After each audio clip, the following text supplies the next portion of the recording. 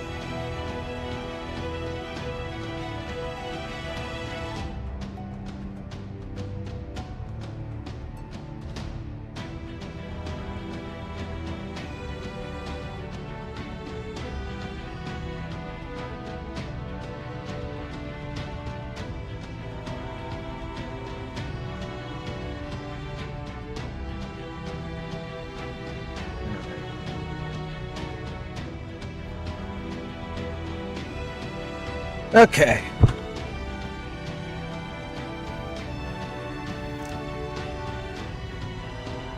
Alrighty. What is up, people? It is your boy Dark. We are here. We are alive. And, it's Friday. Yeah. Alright, so let me just fix myself here. Boop. There we go. Alright. So, as promised, we're doing Fate Go today. A bit of it, actually. And also, let me remind myself to spread the word on the Twitter X here, assuming the fucking website will work. And by that, I mean if my fucking everything will, work here.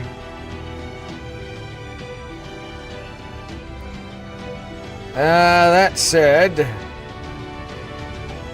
it's a nice crack in my back.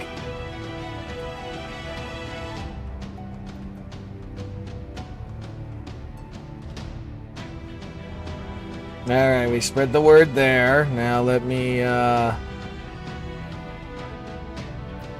set this where I can totally focus on this, because we're more or less going to be working on this for a good while. A good while today. I'd like to get at least 2 sections done, if not more.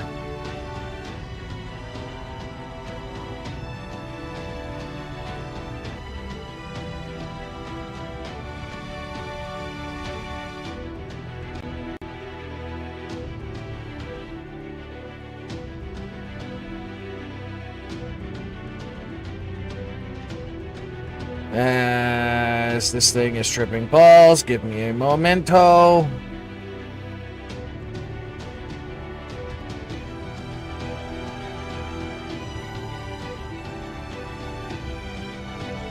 Okay, now we're good. Also, hello, Odd Attack, how you doing?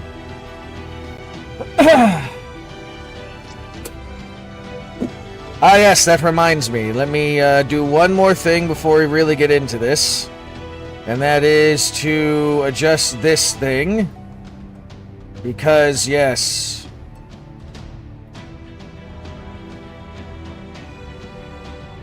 You know why. You know why.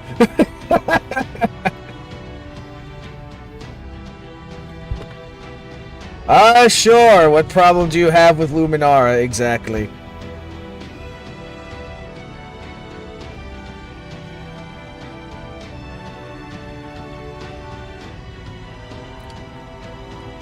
Yeah, it's the type they use in magic shows. The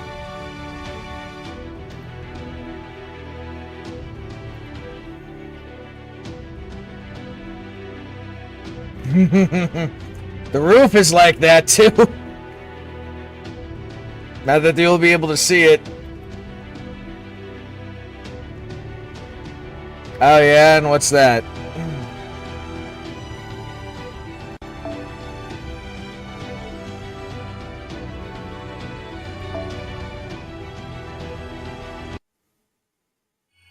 Also, we're going to the second Dino Underworld. Hooray.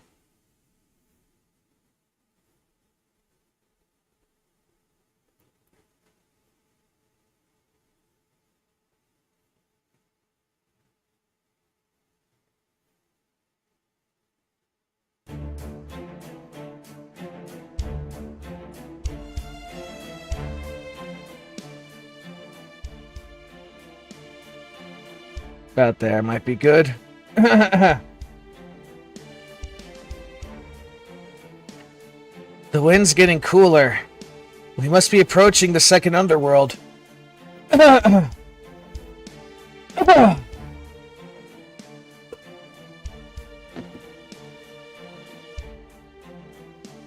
I remember the episode you're talking about because it had that,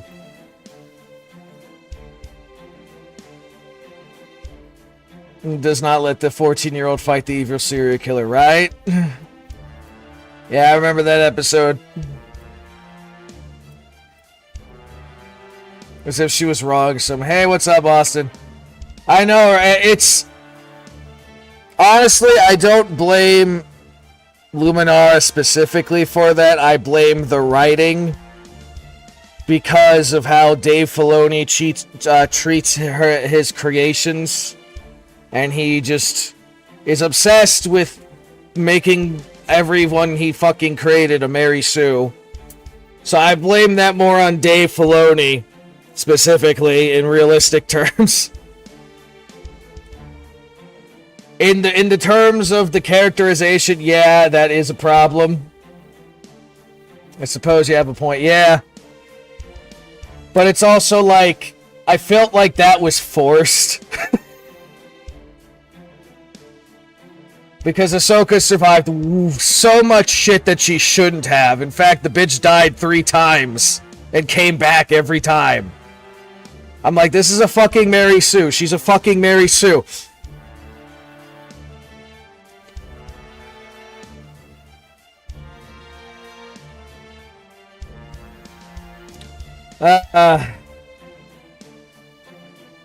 I I would have written that entire show differently. Entire show differently. And be like, yeah, you want Ahsoka? Okay, but she's not going to be Anakin's Padawan. She's going to be another Jedi's Padawan. And they're going to interact occasionally. But have more different viewpoints and shit. Oh my god, there's so much I would have done if I wrote that show. I know, exactly! Like, there's no fucking way she should have survived that encounter with Grievous, who had a ranked up body kill at that point, but then again, it's also because fucking Grievous was treated horribly. Dooku isn't much of a Jedi. Hell, he's barely a killer, to be honest. Unless you count indirectly. Then indirectly, yeah, he's killed a lot of fucking people. But directly, he's hasn't really... I don't think he's really killed a lot of people. I think it's like in the single digits that I know of. The only two I know of that he's killed would be Saifa Diaz and that one Gungan. Now indirectly, yeah, sure, you could spin that however the fuck you want, but it's still stupid.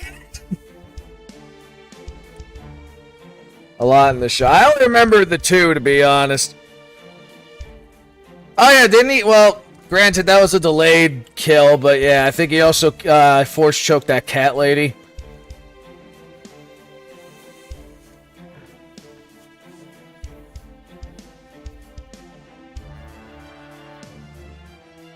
Remember him killing some Aquila senator? Huh?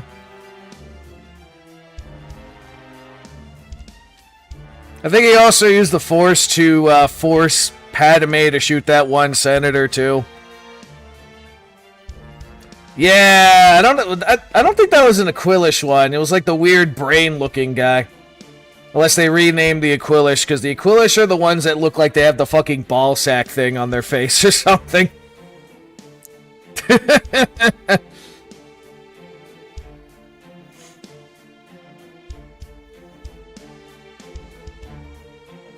Because the Aquilish race, I'm pretty sure, is those, is the guy who got his arm fucking cut off by Obi-Wan during Episode 4 in the bar when Pigface was going, "I'm wanted in 12 systems, young man. Don't fuck with me."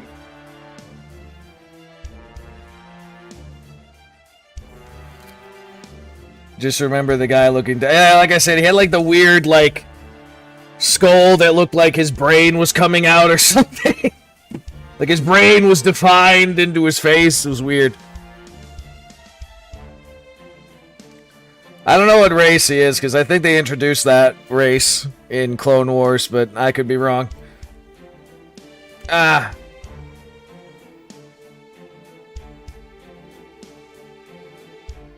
know, right?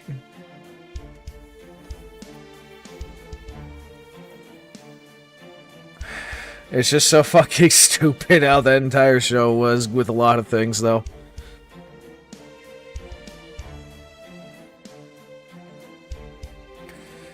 The things I would do if I had the reins.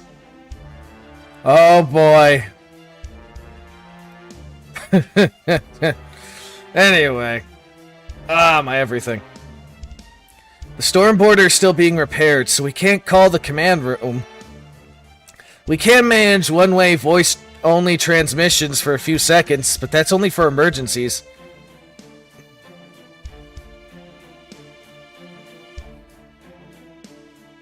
I mean, that's one way to spin it, but I know his mentality, because... like, it's already been established what Dooku thought that the endgame for the Clone Wars was going to be. He still is kind of loyal to the Jedi, kind of. But it's more like one of those, the Jedi Order is misguided and I'm the only one who can set them on the right direction type things. Because he basically wanted the majority, specifically. Oh yeah, no, definitely. I can agree with you with that.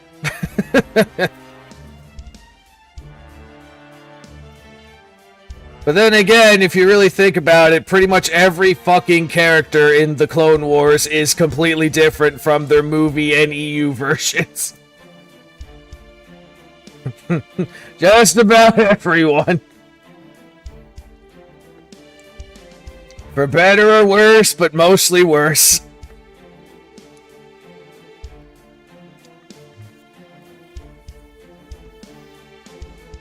I already read this. I'm recording a video as we go, so I'll be submitting it to them as a record of this mission once we get back. And we weren't able to fully recharge the tanks, so we have to keep conserving energy. So let's try to avoid danger as much as we can and take the shortest possible route to Mexico City. We still need to cross the secondary boundary of the underworld before that. What sort of trials should we expect there, Tepu? When I crossed it, I had to traverse some mountain trail. It was quite tiring, especially as the wind was very strong. But other than that, there was nothing harmful. Oh, right. I suppose I did slip and fall a few times after getting lost in thought. So I hope you all do your best to catch the person next to you if they look like they're about to fall. Oh, there was also some sharp obsidian lying around. If you had been whittled down by the wind... It had been whittled down by the wind, so it will cut you if you fall. The cuts won't be terribly dangerous, but humans like you lose a great deal of blood if you fall enough. Well, I don't have to worry about that. I float everywhere I go. I don't have to worry about the wind blowing me away either. I may not look it, but I actually weigh literal tons.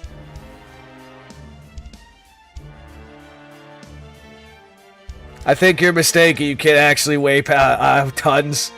I'm sorry, can you say that again? Nope. State secret. I tried to stop myself, but it just popped out before I could.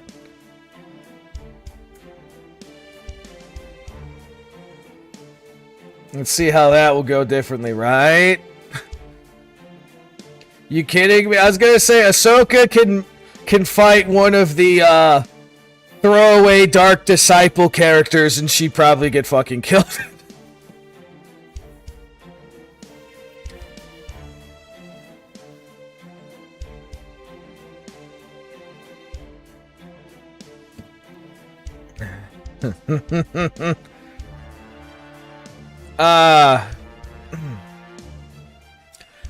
So we have Olga Marie outweigh saying that she weighs a shit ton. Then I believe we should be fine if you block the wind for us, Olga Marie. On which note, we're here. Let's see how this got scaled up. The second underworld. Instead of Anakin's. Plo Koon would be interesting, especially given their backstory of he's the reason why she got recruited into the Jedi temple in Jedi Order in the first place. You could argue attachment shit, though, of why they might not pair, but it would be an interesting bit.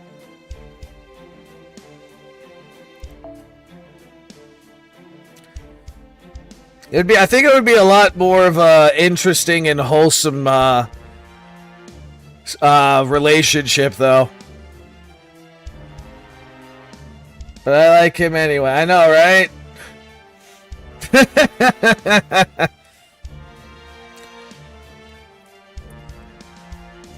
I don't even know how to fucking say this.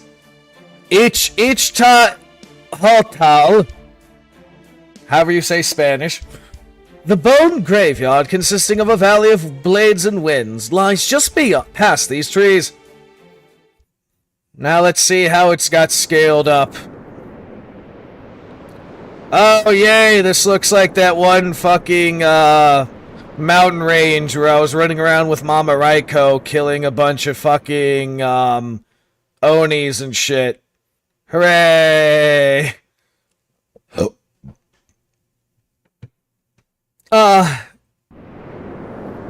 Damn, that's fucking typhoon winds. This is way worse than what you said, Tepu! Right. All these rocks are practically weapons themselves. I think they're even sharper than my knife hand strike. Knife hand strike? The wind is blowing at 10 meters per second with bursts up to 20. It's going to slow us down, to say nothing of the dangers of flying debris. Really? Yikes, that wind would carry me right off if I materialized. When the short stack can't fucking resist the wind. You're that light, Hobbycat? Alright, if in that case, you should stay hidden in your spirit form. The temperature is more than a little unforgiving. Wind this cold is likely to even slow servants. It's cold here? Oh, Koyans is in the bunny suit. Yay! Oh my, I'm surprised to hear such timidity from a disciple. Better life as a butler. Perhaps life as a butler has made you weak. Just think of this wind as a gentle mountain breeze and you should be fine. Where'd you even get that coat? No fair! I want an MM Services coat too! I'm so sorry, but this item is one of a kind. Though I do get the impression I once received a fur coat from a certain someone. Oh, right. I was so pissed off I threw it in my storehouse, so I don't have it on me at the moment. Ha! If only we had some hot pepper water right now. And something to keep us all tied together. Tapu, when you said hot pepper, do you mean the spice? No. Here hot pepper is a mixture of honey and herbs. It is sometimes called honey orchard. It causes the body to generate heat. So we could use it in cold periods. So we use it in the cold periods when the sun is at rest. I apologize for not bringing any. I don't generally use it myself. Huh? I love the option was and What? Why are you rummaging through your bag? There's no point looking for stuff you don't have, right? Actually, I think I do. Oh, shit, right, when we got David.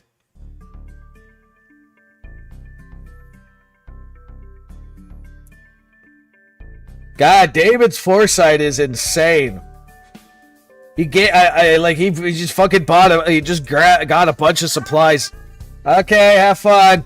And just threw them at me. Apparently his foresight is so absurd. Damn. Why? These are honey orchards and vine rope. I'm impressed you thought to brought these. Oh my, you even have septic grass for treating cuts.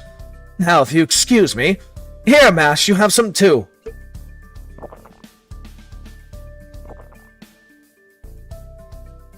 Oh wow, it does remind me of honey. It's sweet and tasty. I love how Olga Marie just slides over. Interesting. This is hardly my field of expertise, but I think this could make for a good secret ingredient for curry. God damn it, fucking Kirei with his fucking curry bullshit. I do have some interest in Lost Belt medicinal cooking, but I'll pass. I'm good with just my coat. Well, down the hatch. I think Olga wants to try some. Look on her face, she wants to try some.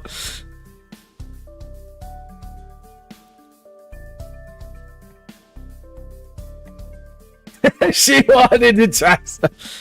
Hey, Dark. Where's mine? Oh, sorry, we only had the 4. You want to share mine? Look at that, she's blushing. Uh-huh. No, that's okay. We only have so much to work with, and I don't get cold. So you should just drink it all yourself. Ah, she understands what an indirect kiss is. Ha ha ha.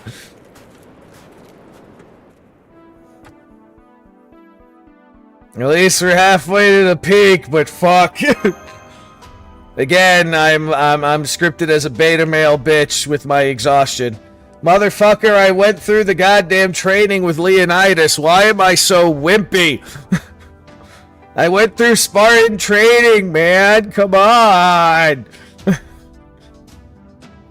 Indeed. We're lucky Uloga Marie is blocking the wind for us. This would be hard, otherwise... This would be harder, I mean... Perhaps this isn't the best question, but if you don't mind, I have a question. Does proper human history have underworlds like this too? Yes, it does.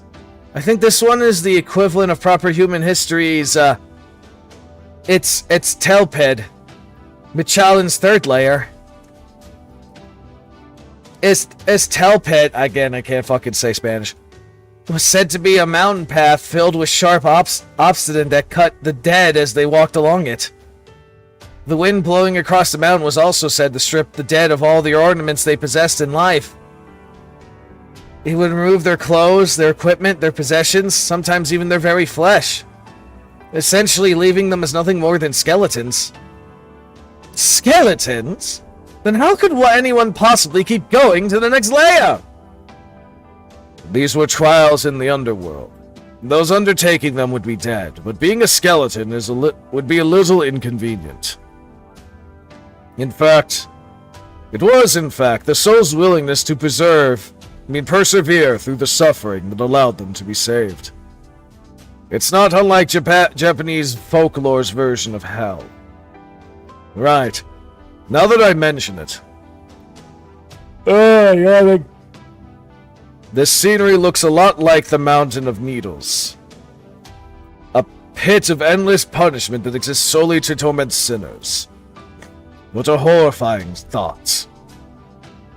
Endless punishment? Mountain of Needles? Hell. Hell, huh? Who would have thought such a texture would fit so well in my yard? Making an utter mockery of the dead. Devious. Clever! I like it. Imagine punishing the dead instead of saving them. That truly sounds far more hellish than this place. And let me do this quick.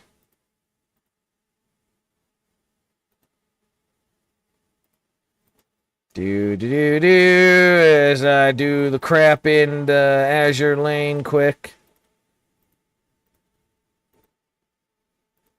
And now I gotta turn this back on. Let's see.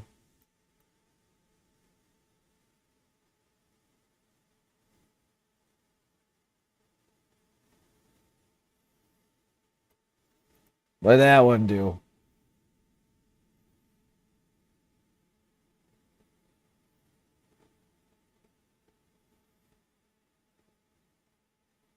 Yes, magic. She appears magically out of the thing.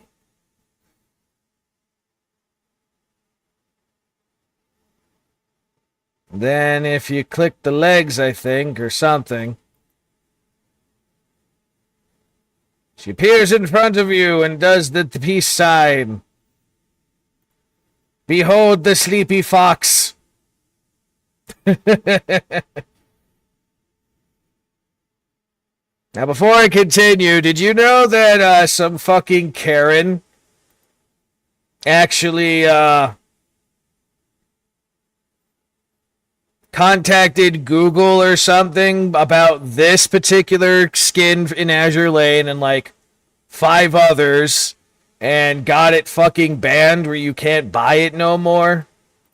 And I'm like, oh, because some fucking Karen doesn't like the sexy waifus. Maybe they walked into their son masturbating or something. I don't fucking know. But it's stupid. Because we can't have nice things. To which everyone's just like, well, time for you guys to make a fucking unique platform. So you don't have to follow Google's bullshit, but it is what it is. Anyway, back on topic.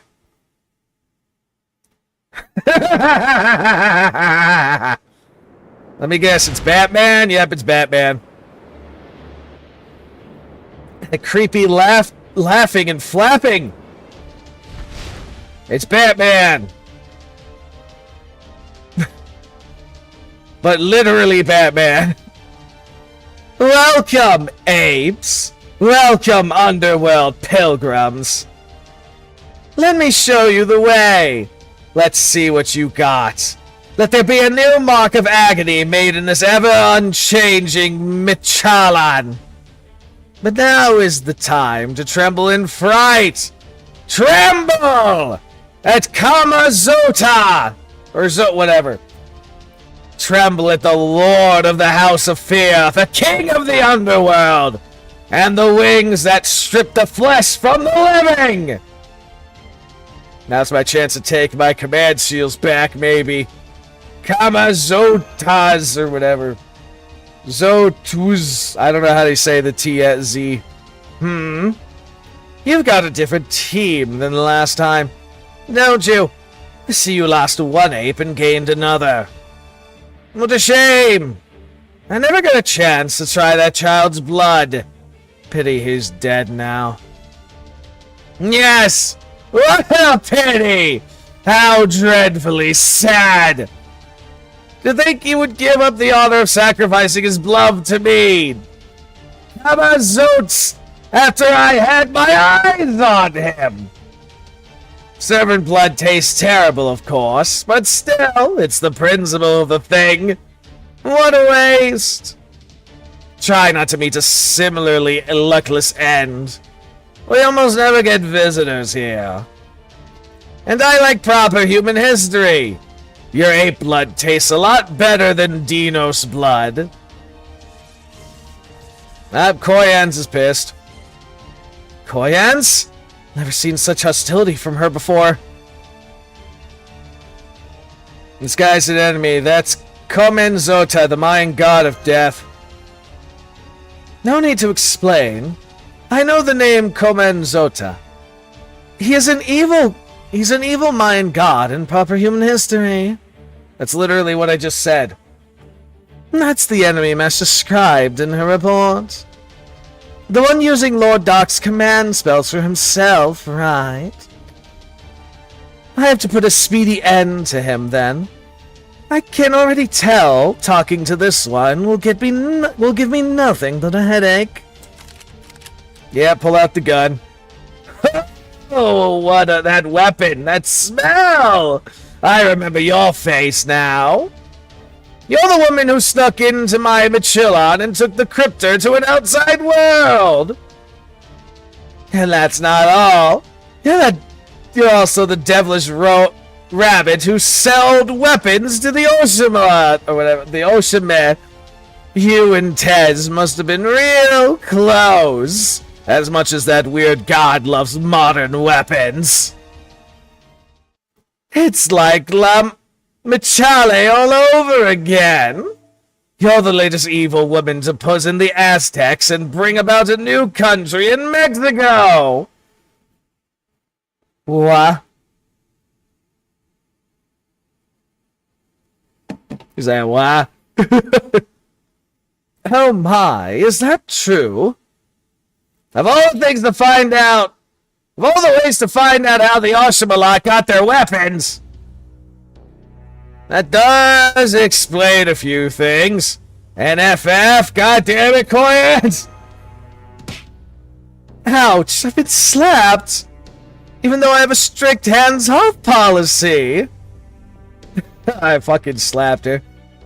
I actually fucking slapped her. I'm impressed by that.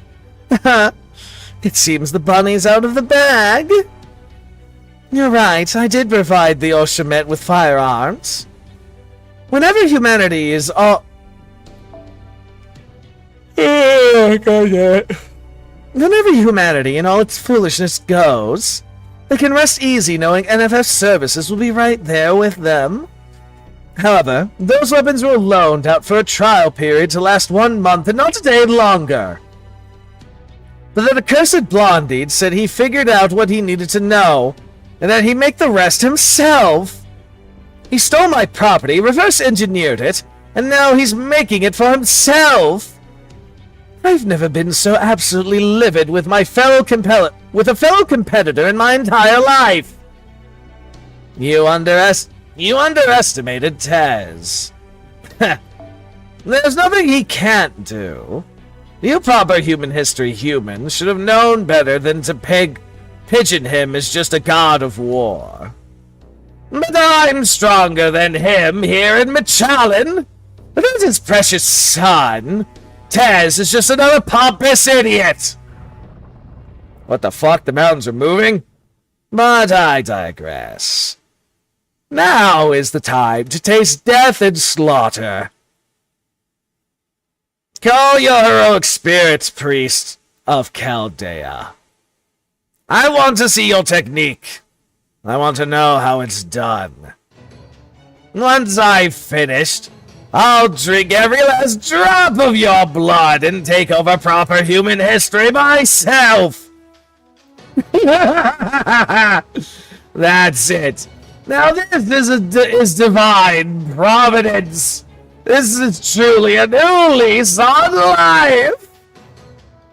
I'll use the blood of you Chaldean criminals to bring my Machallan back to life. Now, let's see those delicious-looking heads. Man, we get more and more hints that this place is already fucking gonna face the apocalypse.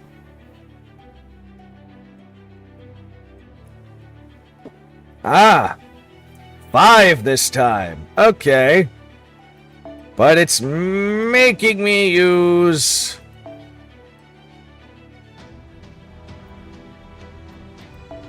I use Olga Marie's.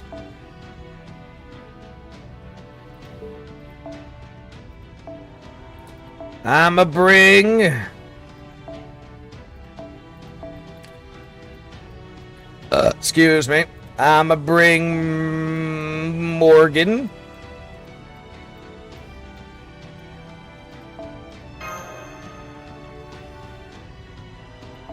Then...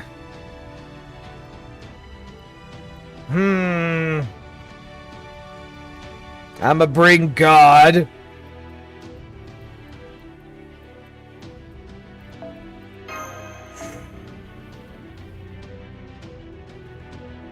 Now I think...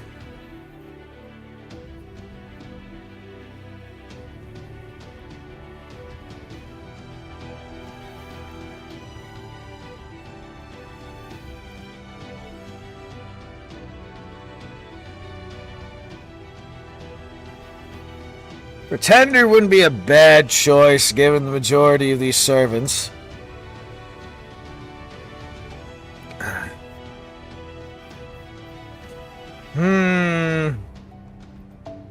You know what? I'll bring fucking female Merlin and...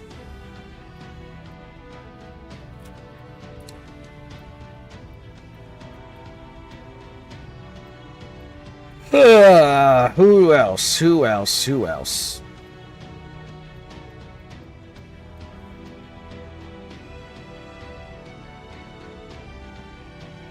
You know what? We'll bring Cuckoo because I got her level upped.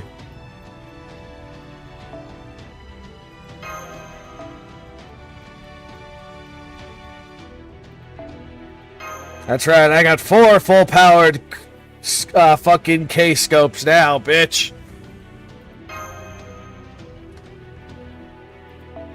That said, I might want to mix you guys around.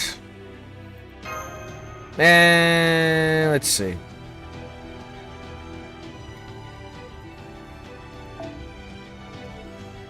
In case I want to switch any of them out, let's see what type of madness I'm fighting this time.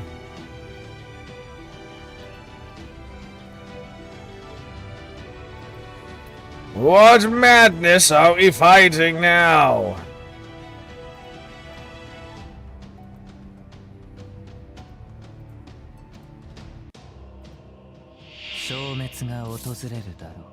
Oh, it's in 3. Oh, they have revived. Son of a... Okay. The unrelenting dead, is it? 目に映るものすべてを灰にちゃんと指導して Too bad Olga didn't have her buster. 慈悲神戸を垂れよ恐怖は希望もな何人通るにあたわず Oh, it's only one. That's stupid.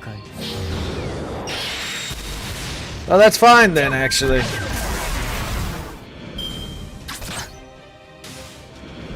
Take that, bitch.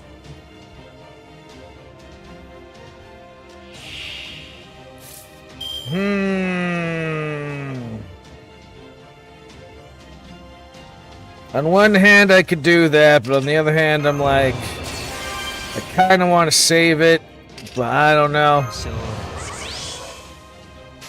Fuck it. そうかいい判断です Do the thing. 善性なる者には生悪性なる者には裁きマハープララヤ後悔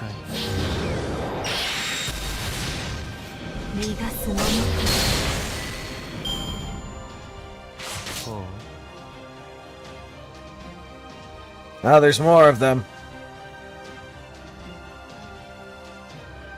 Well. Well, this hasn't happened before. It's actually frozen.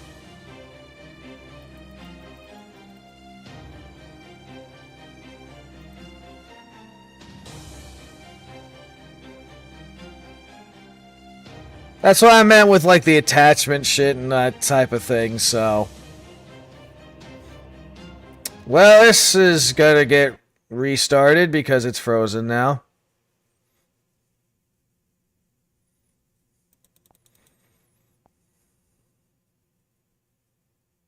Seems like a more of adulting parent, if you would.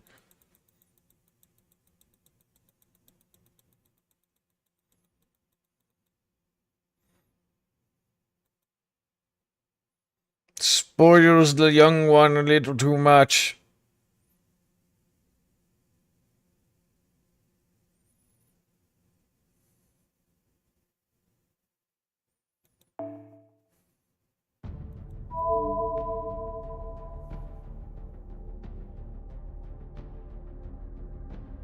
I think it'd be like Plo Koon lets you get away with a little too much or something.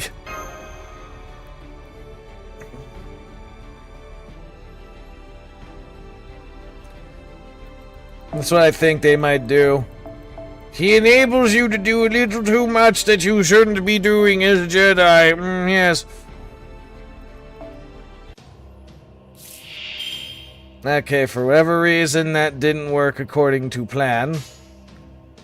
And by that, I mean the thing fucking froze, so let's see if it doesn't froze this time.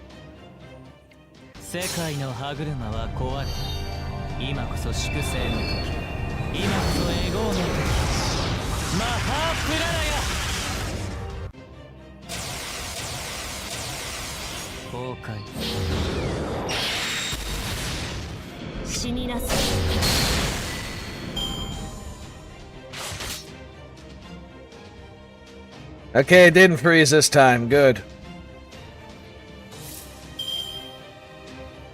Oh, finally.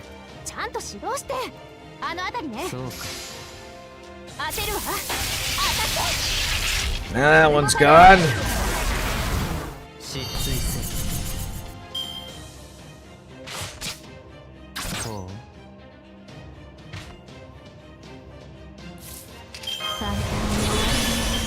Alright, that one, then that one, then that one. Well, this is gonna be overkill, but it's whatever.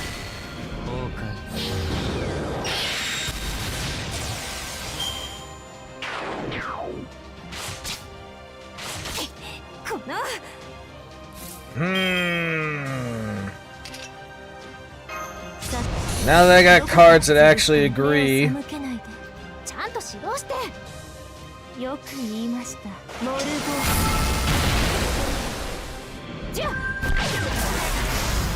死になさい。ほう。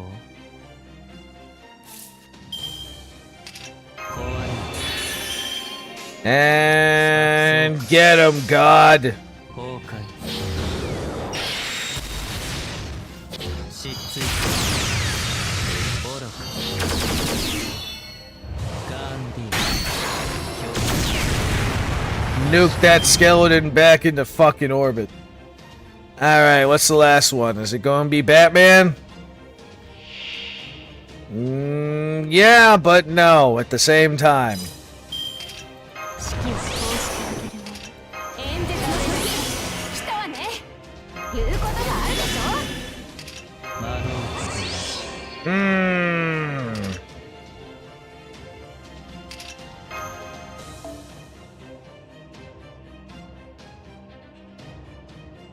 Yeah, let me switch her out.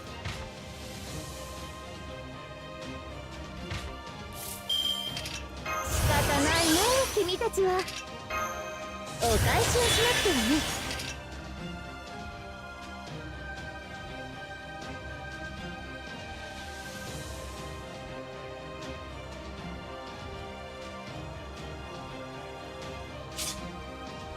And we can wait on that.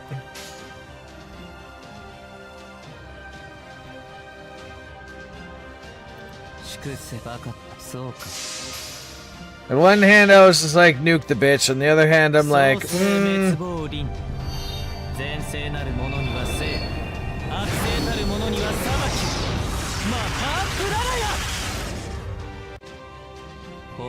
figured that was gonna be enough.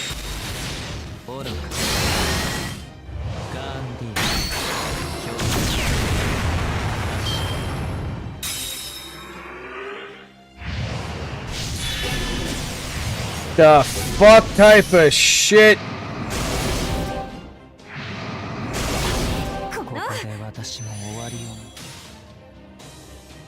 Holy crap, he gave himself an absurd amount of buffs there.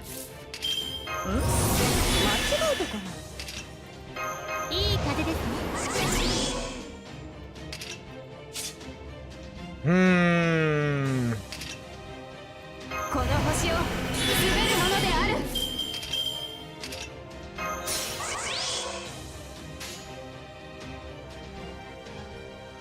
見せてあげるよ。あのあたりね。Do the thing. Even though I know it's not gonna do much, but do the thing anyway. やあ、アバロンの風体験ツアーへの参加、誠にありがとう。私の顔ばかり見ていていいです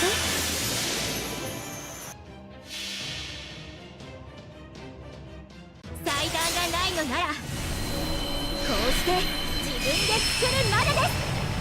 覚悟してくださいね。クキュルカン、本気パンチ。 I figured that wouldn't do much, but still. And he heals himself. Interesting.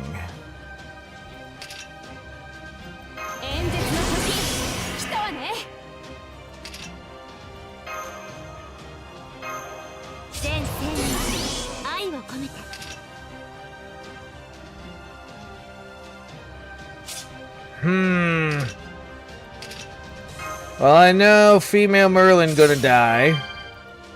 At least I know how this works now in terms of this fight, so... I do have a few better moves that I can think of here in terms of teams and stuff if this doesn't work out.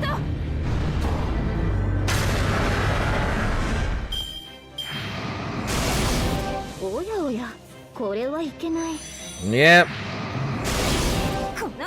Heals himself 1,000 per each hit that connects. Shit. Okay.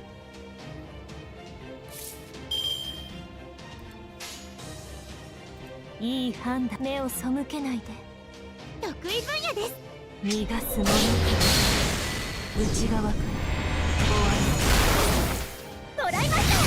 that was so close. God damn it.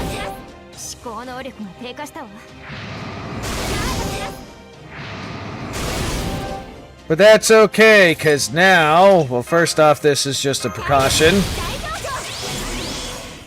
And second, Morgan, go smash. Also, I kind of just wanted to see what that skill looked like anyway, but anyway.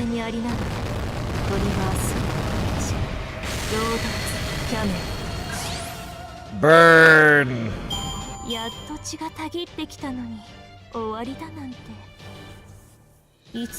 That could have gone better, but it worked.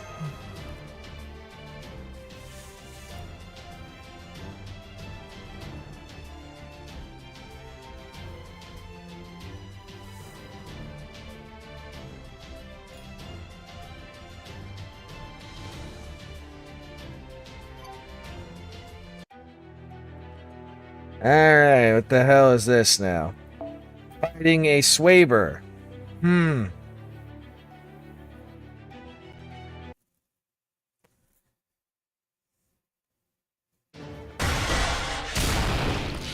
Stupid ghost thing. This summoning stuff is more difficult than I thought. I don't know where the accent came from, but okay. I was sure I could put more of myself into it. Ah, she's here. Looks like that's the end of your royal audience. I'll leave you in the capable hands of the guardian of the underworld. In fact, even I have no choice there. This hellbird is too hot for even me to handle. She's the Empress of Flame. She cleaves souls like butter! Benny! Come, Benny Emma! Come give these interlopers a new trial! Benny! Is this the second altar servant? Benny! We're gonna see a Benny altar? Damn, all the mountains are disappearing and shit. Master Tepu over there! The landscape... No, the land itself is being pushed aside! The mountains are moving, but... How? Why? Look! There's something up in the sky! Who is that?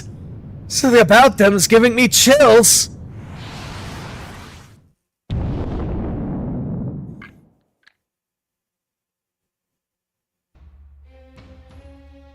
Oh shit, we really got a Benny Emma altar, huh? Evil Sparrow!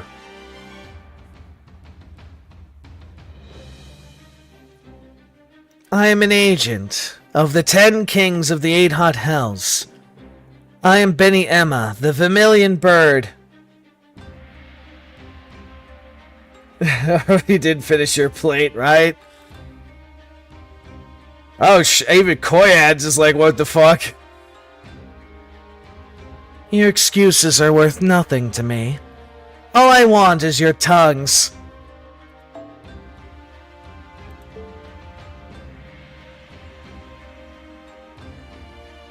So, the altar, okay.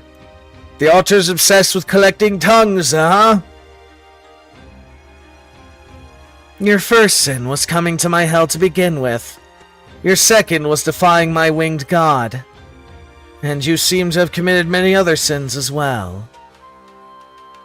Do not expect a punishment which ends with a tour of only 8 hells. Huh? Did you say Benny Emma? Isn't Benny Emma the tongue-cut sparrow?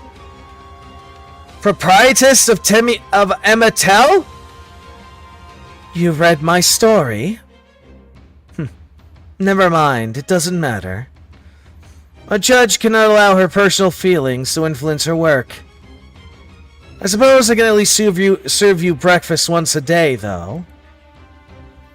I am told that you Chaldeans are destroyers of lost worlds. I can only imagine the trails of bodies you left in your wake. For that alone, I will not say you are evil. But it is your own heart that makes your sins weigh so heavily on you. My sword is only as sharp as your conscience dictates. The better person you are, the easier you'll fall. The more evil, the more painful your death. The living and dead are equal in my eyes. My verdict can kill even those who are already dead. Now, let's have a good, clean trial. What the fuck? Okay. These people are obsessed with that whole good, clean fight line. Only they manipulate things. Alright, so we're forced to use Koyans and Ogre Maries. Let's see.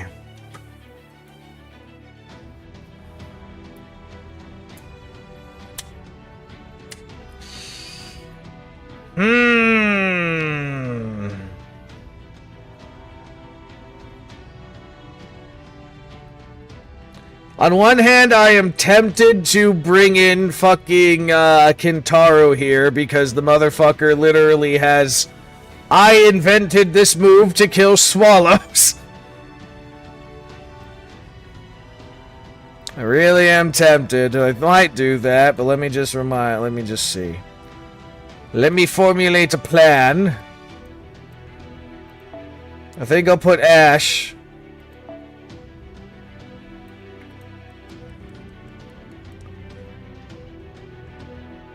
That's a good thing. I don't know if she's gonna do the one thing or not. Let me just remind myself what Sith can do. It's been a while. NPC, yeah, that would be...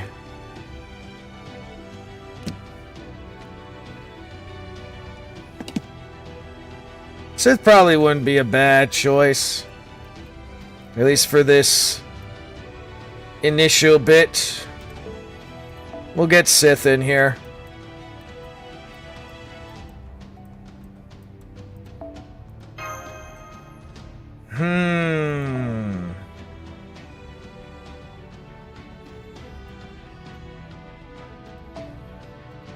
Yeah, I think I'll do Tristan after all.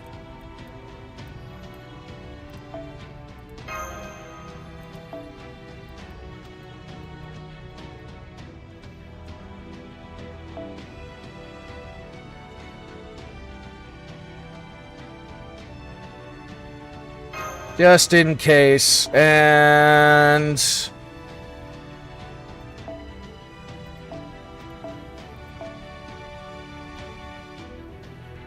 I'ma fucking do it. I'ma fucking do it. For the lulz. Even though I don't have a thing to really fucking, work with him well. I'ma fucking, include I've invented supersonic speed technique to kill swallows.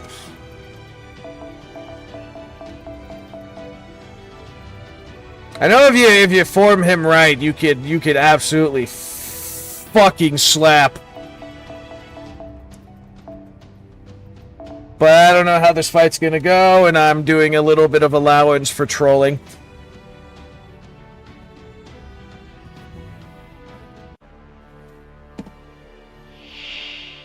Okay, she got...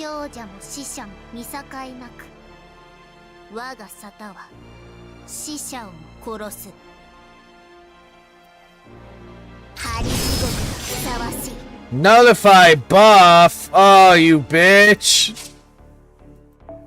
5? Oh, you bitch! You know, just for that, you're getting burnt. Alright, let's see.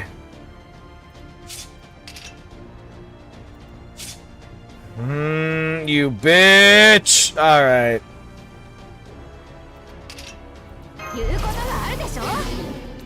That's just to get... oh, it only counts as one. Fuck. Alright.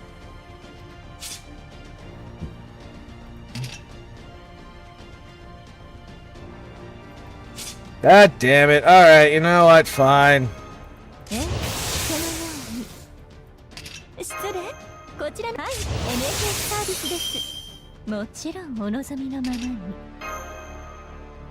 イノベーション始めます？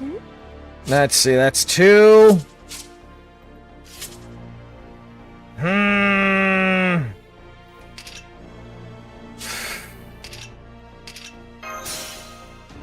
Just to get that out of the way, 1 left.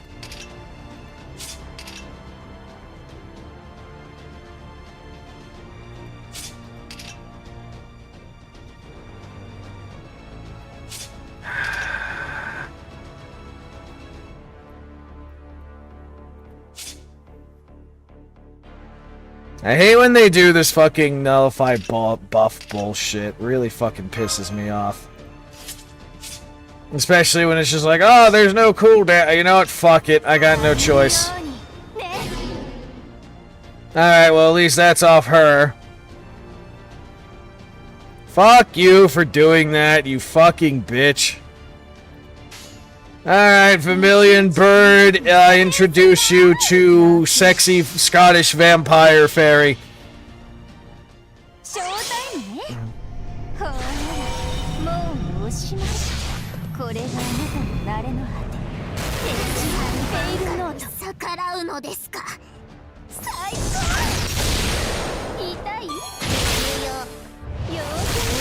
That's a little more than half, I'll take that. Death! Oh, shit! Ah, damn it, you got Sith too, motherfucker. I was gonna use her skills now, you son of a bitch. And it is carried on to everyone, motherfucker. Okay. Well, fuck. I don't like that, but you know what? You getting the swallow reversal now, bitch.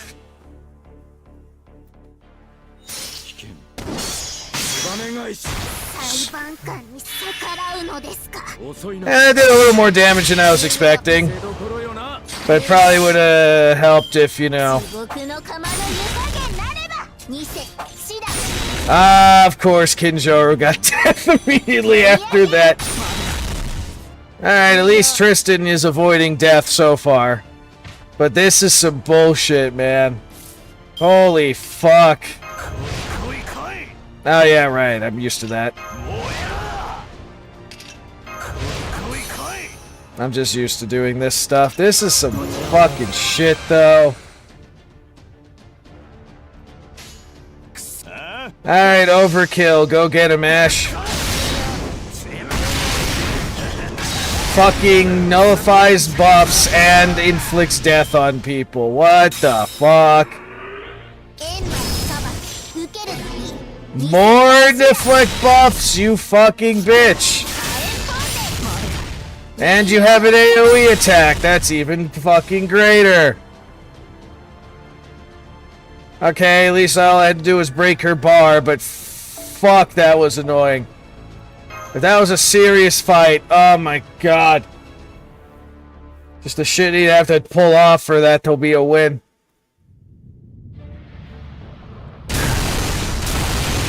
Oh no, the mountains are coming out. Is she seriously using the mountains as a sword?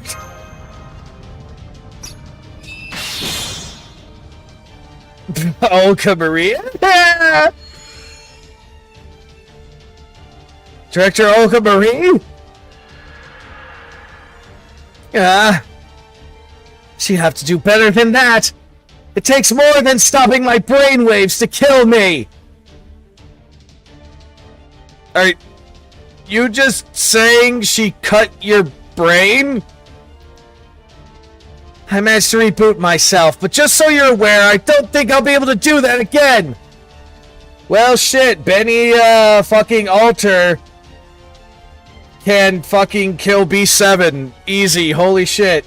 Who needs grand servants when you have fucking the swallow of death here? I understand your sins now. I sentence you to 100 quadrillion years. Wallow and rejoice, chirp. 100 quadrillion years, what?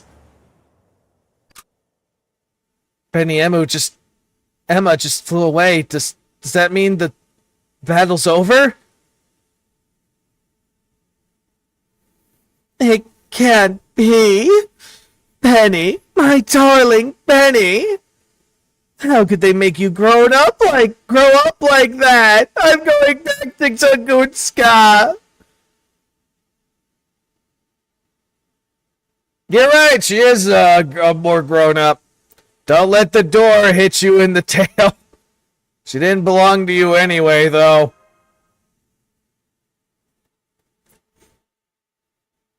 Yeah.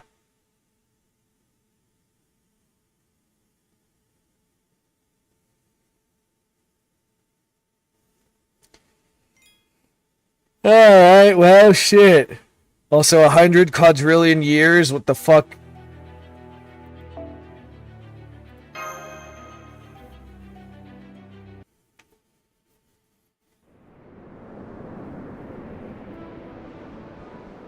Thank goodness we're all still alive.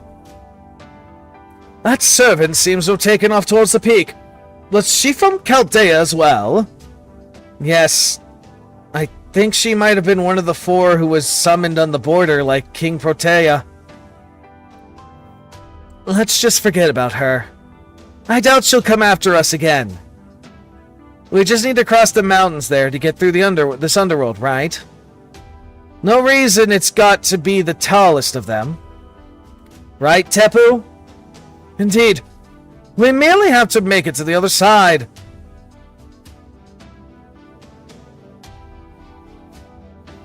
Then the entire time the universe has existed. I know, right? Once we reach the ridge, it's quite literally all downhill from there. True. At least this time, young Miss is entirely correct. For some reason.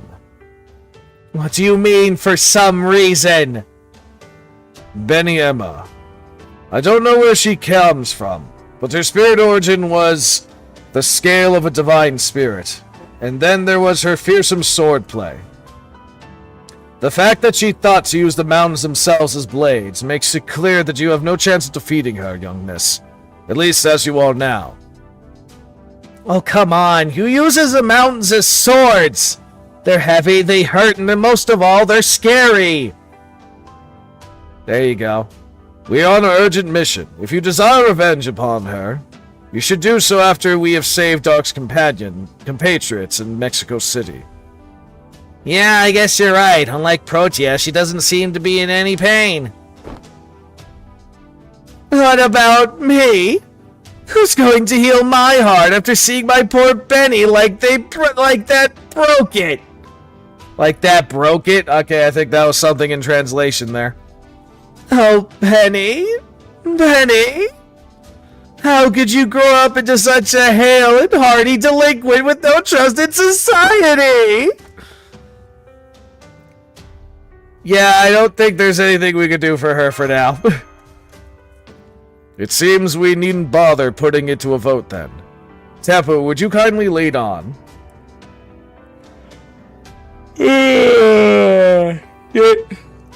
Of course.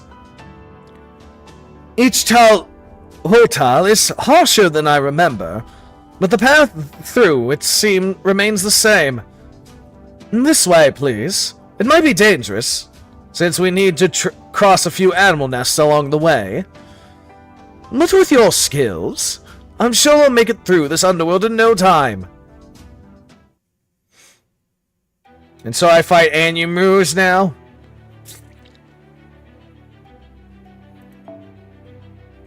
And of course they want me to use one of these. I'm going with Olga Marie, because fuck you. Anyway.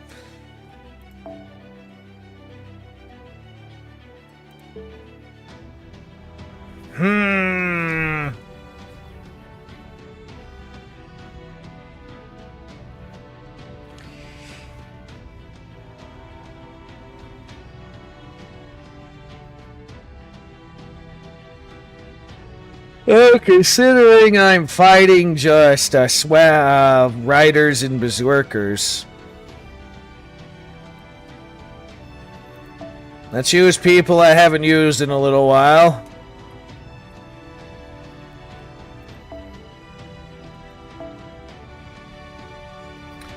And just in case there's a single target, let me throw in... Hey, you know what, Old Man Lee?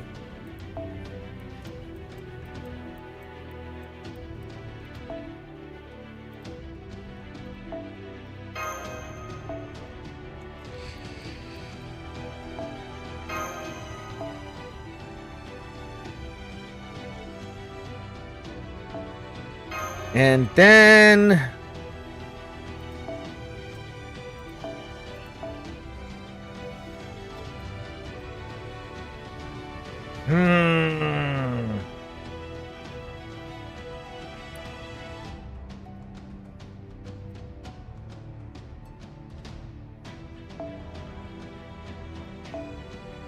Why not? That'll be good for now. Alright, let's see what the F we use. Our fight.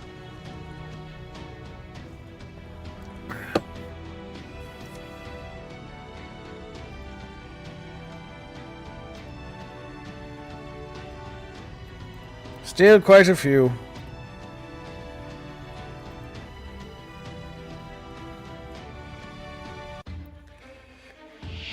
Ah!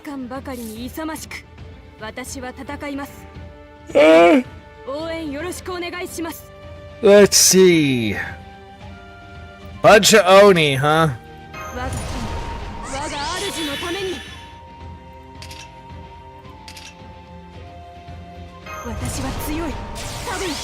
I'm strong, probably.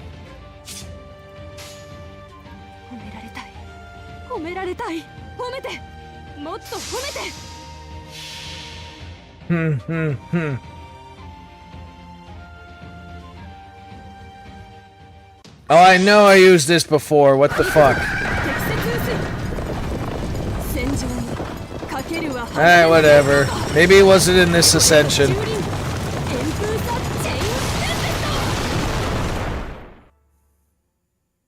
I got most of them.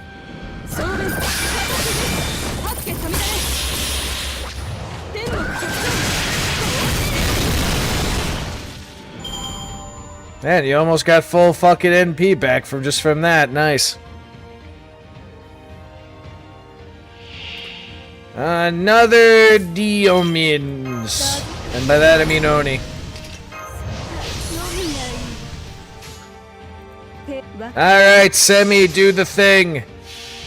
I love you, bitch.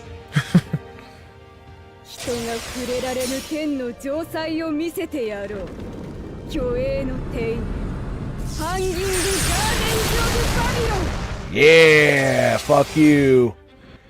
Dipped him right into oblivion. Alright, oh, is it going to be more Oni or is it not going to be more Oni? It is more Oni, but it is a big Oni.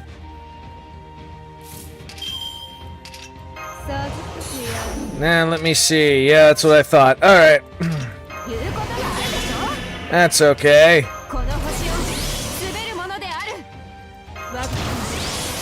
Because we have the ability of bullshit.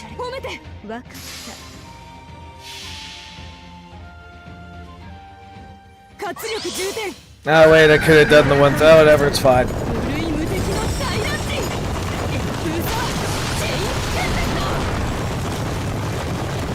Because she gets stunned anyway. Nice.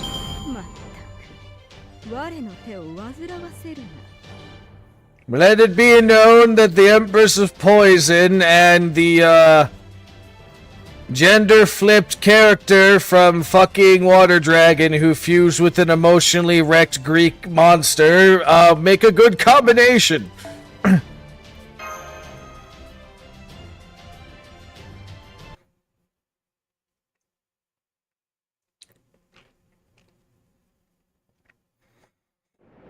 Also, those were animals. What the hell do you fucking consider Oni animals here? One day later, mountains climbed 6. So far, so good. No problems to speak of.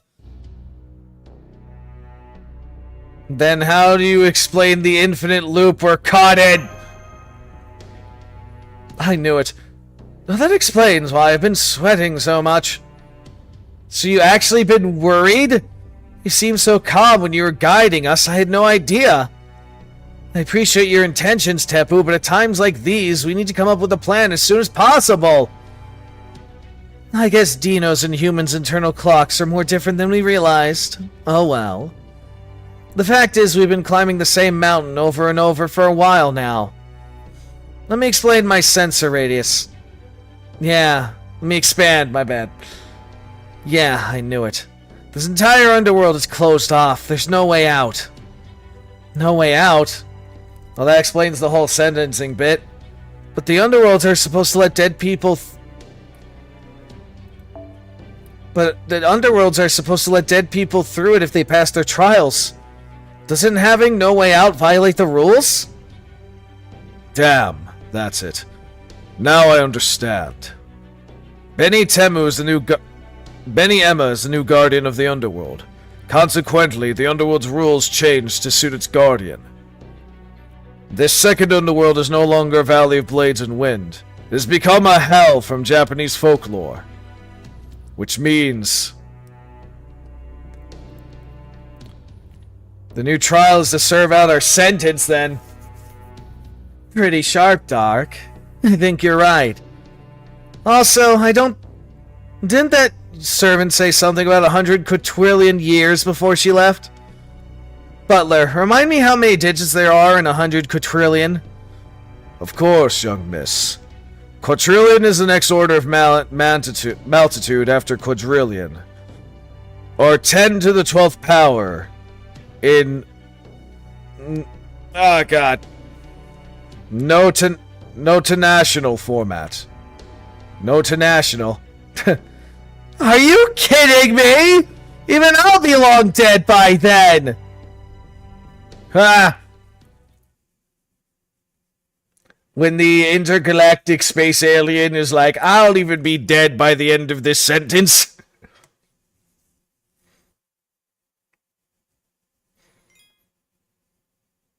You gave us a fucking span that is bigger than the universe. Anyway.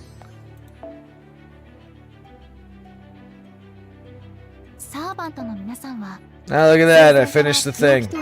Good for me. Alright. Also, I think I learned how the... at least a little bit of how the death thing works for Benny. Granted, I didn't read the status thing, but... 100 quadrillion years? What does that mean? It means there's no point even trying to serve the sentence. Hell, not even a red giant star could serve that sentence. I guess Benny Inu's concept of hell comes from Buddhism. India was one of the first countries to discover the concept of zero. So they must be very well versed in numbers. All that aside, 100 quadrillion years seems a little excessive. I mean, those are very literal astronomical numbers. Life imprisonment indeed. It seems clear now that our only path out of this is a jailbreak. A jailbreak? But how do we do that when there's no way out? Oh, that? Simple. If this underworld transformed into execution ground where Beniemu becomes its guardian, then it should go back to the way it was once she disappears. I know I originally recommended leaving her alone, but now that we understand our situation, we have no choice but to defeat her. Don't you agree, Dark? What do you think, Koyans? Of course I'm against it. As far as I'm concerned, that fake priest can just die. Still, it does seem that we won't be able to leave this boundary of the underworld without defeating her. And since I made it a point of pride to separate my personal beast feelings from my business dealings, if you decide to go after her, I'll lend you my full support. Then we're going to fight her, yes? That's all well and good, but I don't see how we can win. True. Her sword seems to be capable of killing even the dead. Fortunately for us, this hell follows the Japanese model, which means sinners simply come back to life once killed. That was why young Miss was able to will herself back during our earlier battle. So we know servants will come back to life no matter how many times they're killed.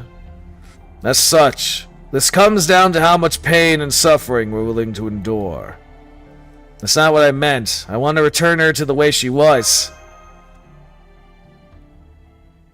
She wouldn't even be here if she didn't answer Chaldea's summons. Well, that just makes sense. Of course we need to keep as many capable personnel as we can. Right. I agree with Master. Then you can do the same thing you did with King Protectia, Father Kotomine. You can slip past her deadly blade like a stray bullet from the ocelot. I'll be grateful if you refrain from volunteering me for such obviously reckless courses of action, Tepu.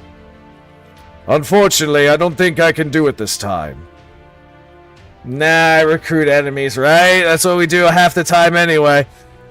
King Protectia's infection was concentrated in her mask. I've yet to see any specific items causing a transformation like with King Protectia, which means I can't cure her alteration. I see. So your hands are tied this time, Father Kotomine? Then I have a suggestion. I think Emma, I keep saying Emu for some reason, the tongue-cut sparrow must have been forced to grow into her current form. This version of her is her future self, after she completed her training and began to substitute for the kings of hell. This means it's not a superficial transformation, but genuine, if forced, growth. And that means all we need to do is make her young again. Quite an idea, expertly weaving together your own personal interests and desire for profit. I only see one issue with your plan. It's impossible. Unless someone here has a spell or noble phantasm of rejuvenation that I'm unaware of. Of course they don't. But aren't you forgetting something? Past, present, and future all converge in the underworld. As long as we have enough magical energy, we can summon as many servants as we like while we're here. Which means we have no end of willing collaborators to choose from. Isn't that right, Master of Chaldea? Yeah. I could just summon a heroic spirit with a legend about becoming young again. I'll search the database right now.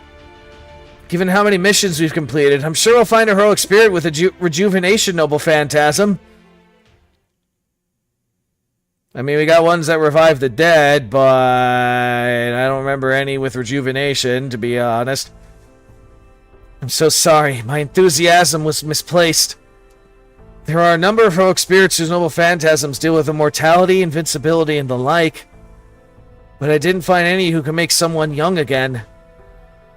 What about, what was that guy's name?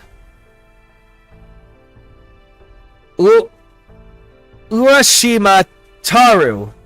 His story's all about age, right?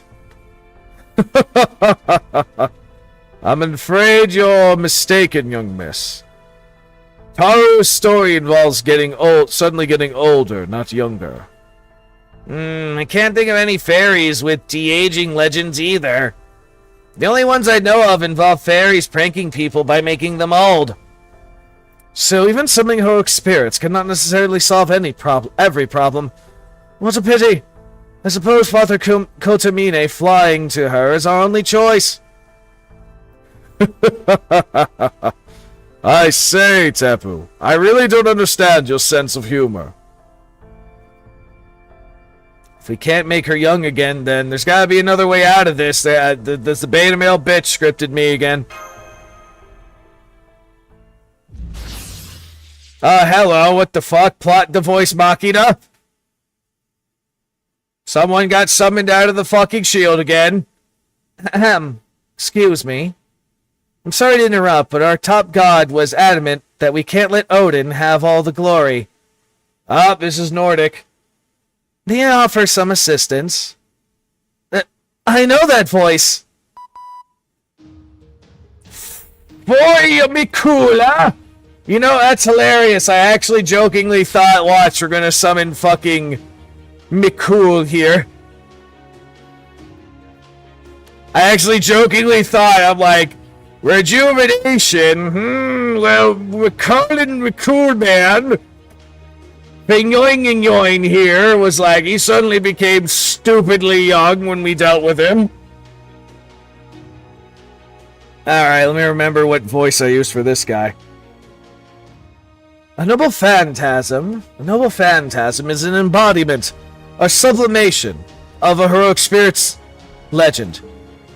Their trump card, if you like. And I doubt there are many heroic spirits out there who have de-aging or rejuvenation as their trump card. So try taking it one step down. There may not be many heroic spirits with the rejuvenating noble phantasm, but there are obviously some who possess a rejuvenating potion or elixir. I'm afraid I don't have anything of the sort myself, but can you not think of one who does? A hero who loves collecting things of the sort, and who has strong ties to all of you. Alright, that's all for me. Give the proprietress my regards. I can't believe we got a call from the other side of the summoning circle. This feels less like the underworld and more like a throne of heroes outpost. I swear the fucking plot device and scripted bullshit is absurd. Oh my god, we're just pulling fucking Deo Ex Machinas out of our ass at this rate. Well, I mean, we've been doing that, but still, it gets absurd after a while. It's true, every human dies eventually. Humans are no exception. So the underworld, that is the next world, is both a melting pot of human data and its final destination. So why would Tez put such a thing here? Could there be another purpose to these boundaries of the underworld? Any idea who he meant, Dark?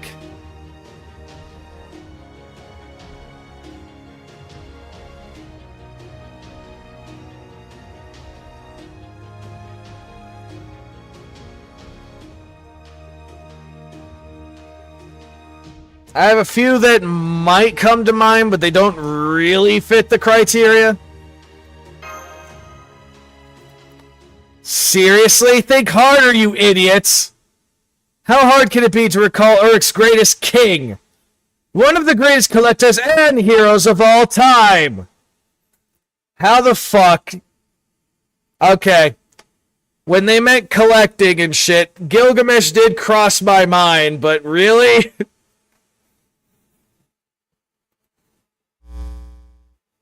Oh, we got the king version. It's the king! King Gilgamesh. That's right, of course he would have an elixir of youth in his collection. It's good to see you again, your majesty. It's been so long since... Oh, right, this isn't, again, for you at all, is it? The events of the Seventh Singularity were never inscribed in the original... upon the original King Gilgamesh, so... I'm sorry, I hope I didn't offend you. Ah, that's right. You know, considering how often we break the whole they forget everything rule. That's right, I totally forgot. No matter. I didn't come all this way just to lecture you. You can review how heroic spirit summonings work on your own time. Right now, you need an elixir of use, yes? Fortunately for you all, I have one. I can't deliver it to you myself, since your summoner's magical energy is so pitiful it barely is third-rate. But you can at least summon the elixir itself. Here, take it. I'm sorry, how the fuck does that work? Of course, it's that craft essence. Oh, how very generous. You're nothing like the king I know. Are you sure you're really Gilgamesh? Dark! You'd be best served by lopping off that man's head now while you have the chance. If you don't, there's no question he will betray you, and at the most inopportune time to boot. I'm afraid you have the wrong idea. Dark and I were never allies to begin with. On a different note, King Gilgamesh, legend has it that you went all the way to the abyss in search for an elixir of immortality. Though you failed to obtain the elixir, you were willing to settle for a herb of rejuvenation. But on your way back to your kingdom, your arrogance led to a snake stealing it. So my understanding is that you actually never obtained the herb of rejuvenation. Am I wrong? Fool. Who do you think I am? True, I allowed that snake to steal the herb. Then I returned to rebuild Uruk while I was still old and decrepit. But I never forgot the herb incident, and I made it a point to never let my failures stand for long. So I returned to the abyss and reclaimed the herb. Then I stored it in my treasury, as it was reasonably valuable. I see, vigorously nodding. You know, I think I heard that story before, though.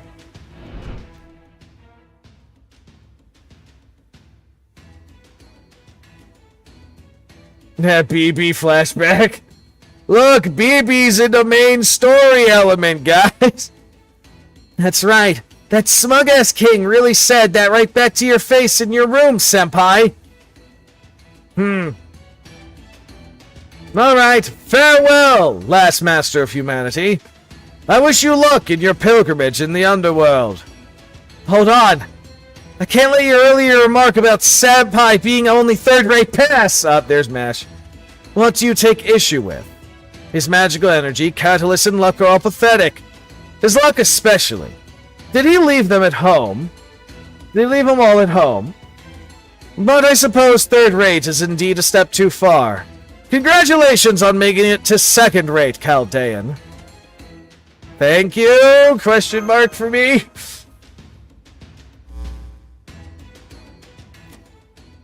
Tch. He's like, fine, I'll promote him to second-rate. You little plebeians.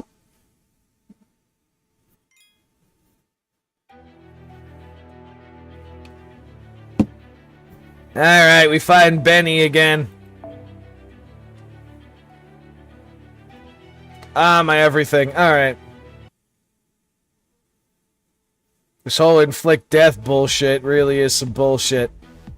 Alright, I'll hold on to this elixir. The rest of you will fight Lady Benny Emu until she's no longer a threat. Or at least somewhat exhausted. Then I'll do whatever it takes to get her to drink the elixir, even if it costs me my life. If all goes well, and when we're done, we should have the original pure-hearted, innocent, deliciously gullible Benny Emma back on humanity's side. Deliciously gullible, there you go. Oh look, we have an arena ring.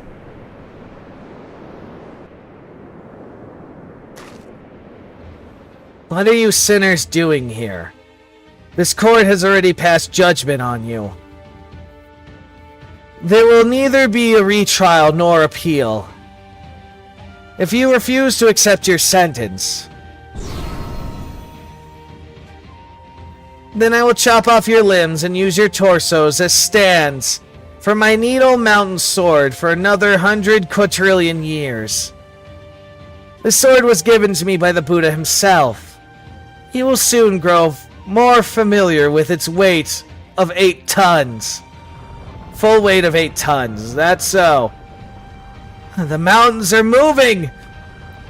Get ready for her, Dark! Try to call on servants with death resistance. If you can't get any, I'll figure something out myself. You stay out of this one, Mash.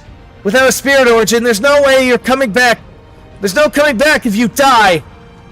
Right. Thank you, Olga Marie. Death resistance, huh?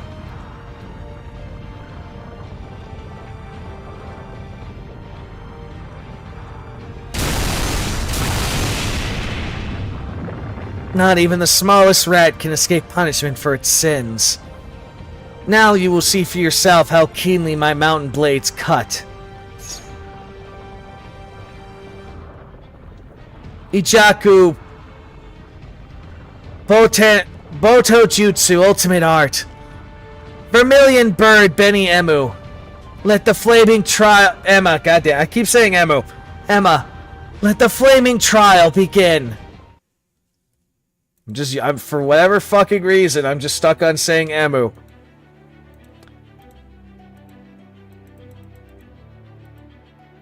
Alright, let me do a thing. And then... Unknown servant in the back. Interesting.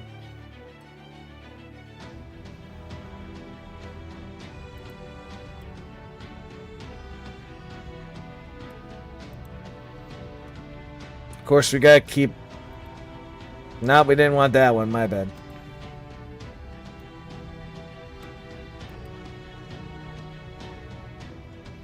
There we go. Alright, let me see here. Olga Marie, you're the one. Olga Marie. Okay. Interesting, an unknown servant in the end there. Alright, now. I really gotta think about people with death resistance here.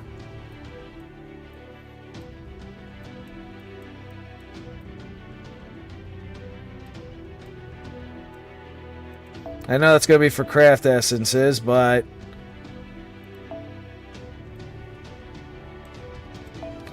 Really? She's the only... Really?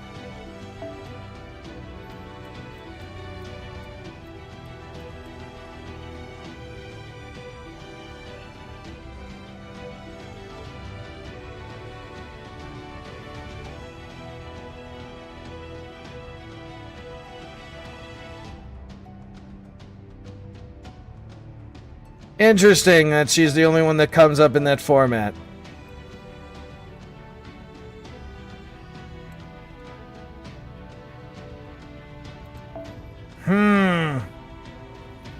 Death immune? We have the... Oh, we got a few.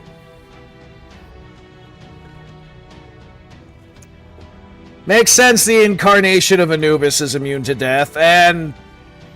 Also the fucking Mesopotamia goddess of death in this case. Huh, Nightingale is interesting.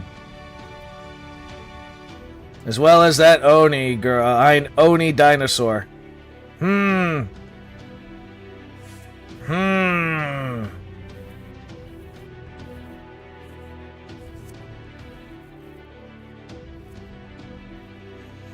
Obviously, I can't do those two.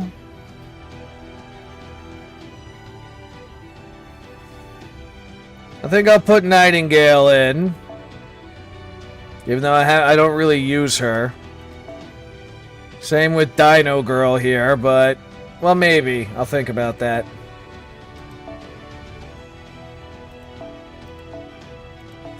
Fucking death immune and death resistance is so fucking...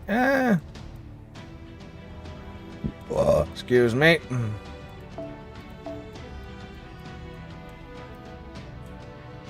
Status change, death resistance.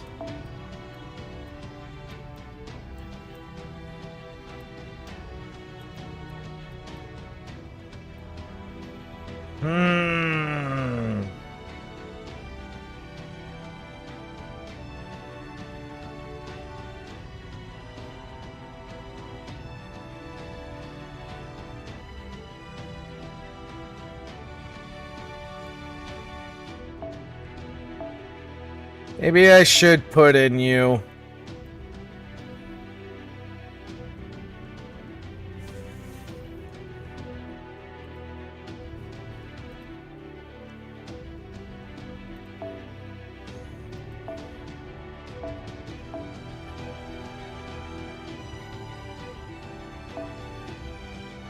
But I'm also gonna need...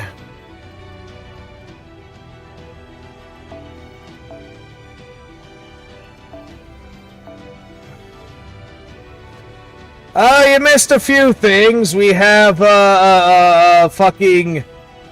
I'm floating around in the underworld and I'm fighting a sparrow of death. That is an older version of this other servant.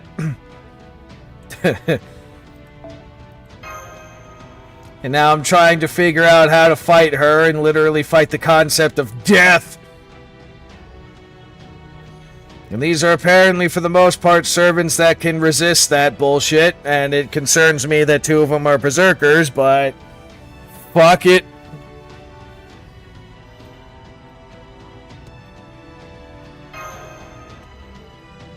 As for you, I think I should change you.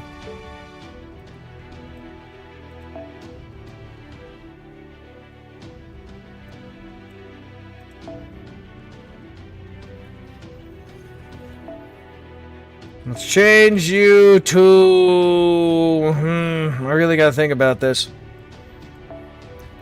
Let's see what we got guts-wise. Hilarious go with necromancy, but that's a gamble.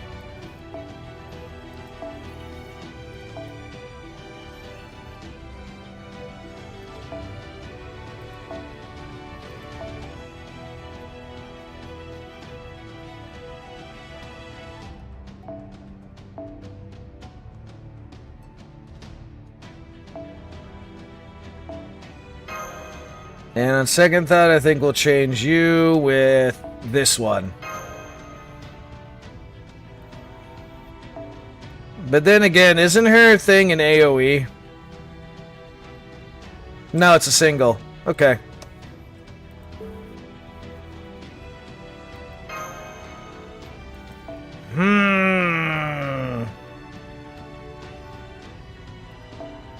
This is a fight I gotta think about. It's so fucking weird, though. So few of these people have the death resistance.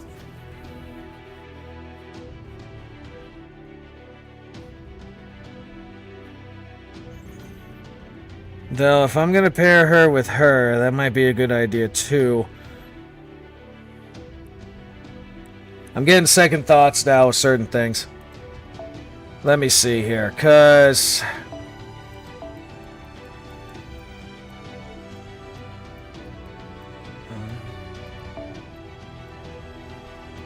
Death resistance and death immune are these people.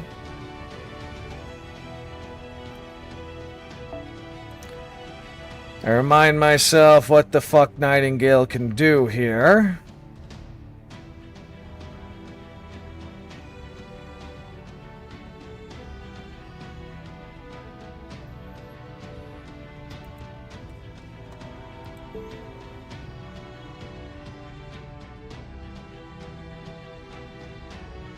Man, thinking is hard for this. Because now I'm thinking of having Scotty come in and pair her with her, but at the same time I'm like, I don't know.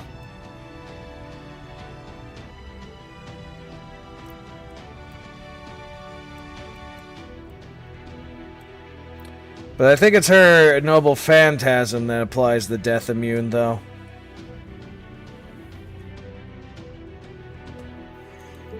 You know what? Let's see how this goes, and if it goes horribly fucking wrong,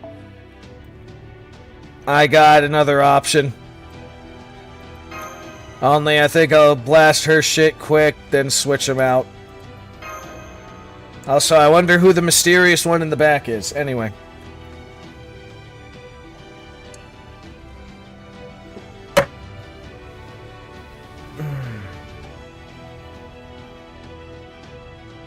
Why her? Because... 刑を受けぬのであれば処するまで円弱抜刀術奥伝明け随長紅閻魔参る仕方ない私の居場所 I didn't do the buff bullshit this time. Okay, it's just medium chance of death. Okay. First, burn you. この星を滑るものである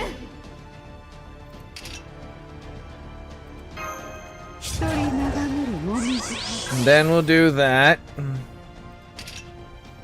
オンビシビシカラカラ縛りそうか I don't even know what the fuck she said, but alright. 言うことがあるでし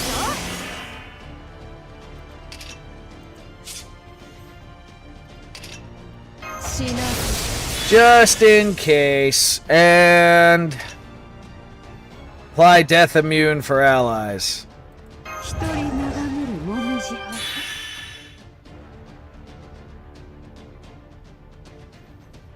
Well, we'll find out. 身共に任せよゲニー面白い Too bad Olga Marie took all the fucking cards and I can't do an extra attack with this. But, okay, Dino, go! Dino Oni, do the thing! 逆らうのですか Yeah, that's about half of it. まあいいイスラムじゃ命脈を塞ぐ見せシダ Also laugh at you. Death immune for 3 turns. Fuck you. Now you give me an extra attack. Alright. 受けゲニー愛は Alright, get her. 運転職せい Nice. チラチラや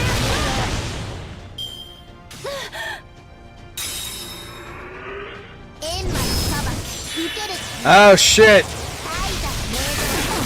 座 Oh shit, it's an AoE.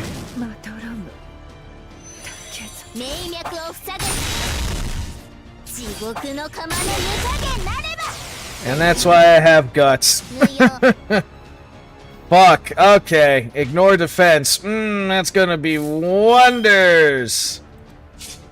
Wonderful. いざ源氏死にそうらえ I'll save that. But anyway. 本格治療 Fuck it. 覚悟はよろしいでしょう Yeah, this is just for the defense bit. Because I think she's humanoid, maybe? I don't fucking know. か Anyway. 生命活動の証です Hey, you know what? Do the thing too. Fuck it. Hit him with the vengeance! Go get him! 儚きは罪 It's a good thing too I gave her guts before, because holy shit, my insight. 我が王貴様を捕らえたぞ我が無情調査必須 Okay, curse too, but that... She's not being merciful, Ditch. I know, right? Unfortunately, this isn't doing much, but that's okay. 地獄の釜の湯加減なれ Damn, you really no likey her, huh? 思考能力が低下したわ Fucking crits or AoE too. I hate that the enemies do that now.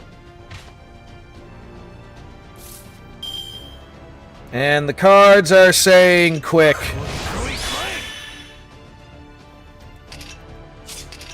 That said, fuck you. 診察します 了解だ 承諾 I might be able to maybe break her second health bar before I get problems. And guts. シダ地獄の釜の湯加 Well, Nightingale's dead. The first has a grandpa.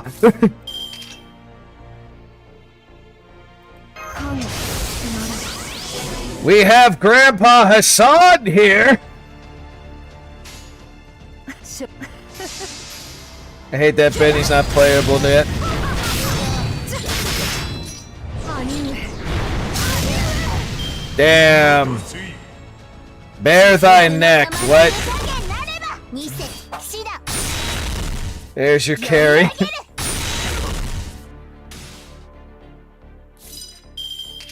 死な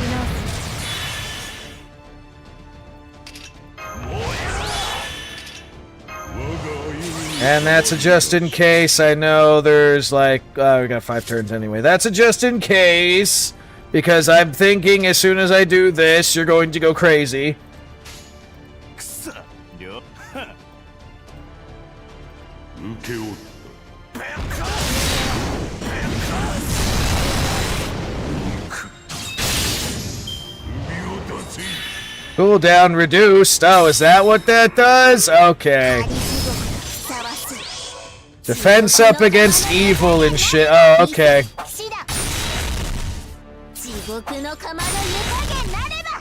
Well, in that case, I'm nuking your ass right now. First vengeance. Actually, no. First defense down, then vengeance, then death.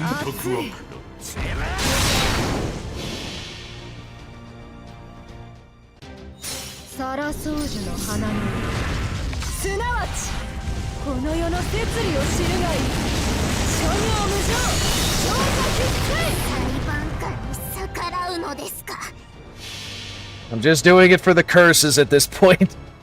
聞くがよい。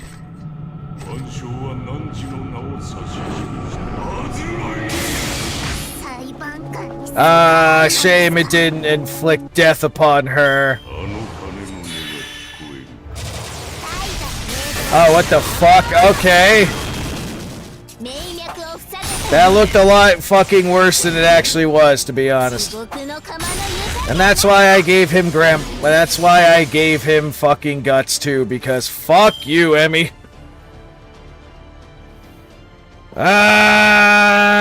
You know what? Even though it's not a mod, fuck it. Go get him, Ash. 戦士の誓いはとうに消え、我らは堕落した失踪するがいい。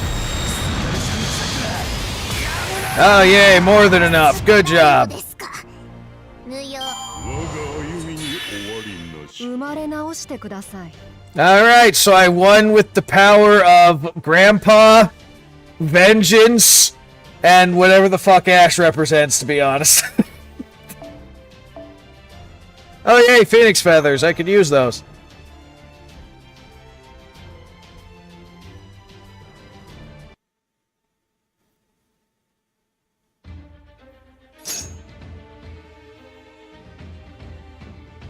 Not even Kingfish. Chirp! How are you weaving through my Needle Mountains? You're not even Kingfishers! I have the power of plot armor, bitch! A representative of a man too angry to die.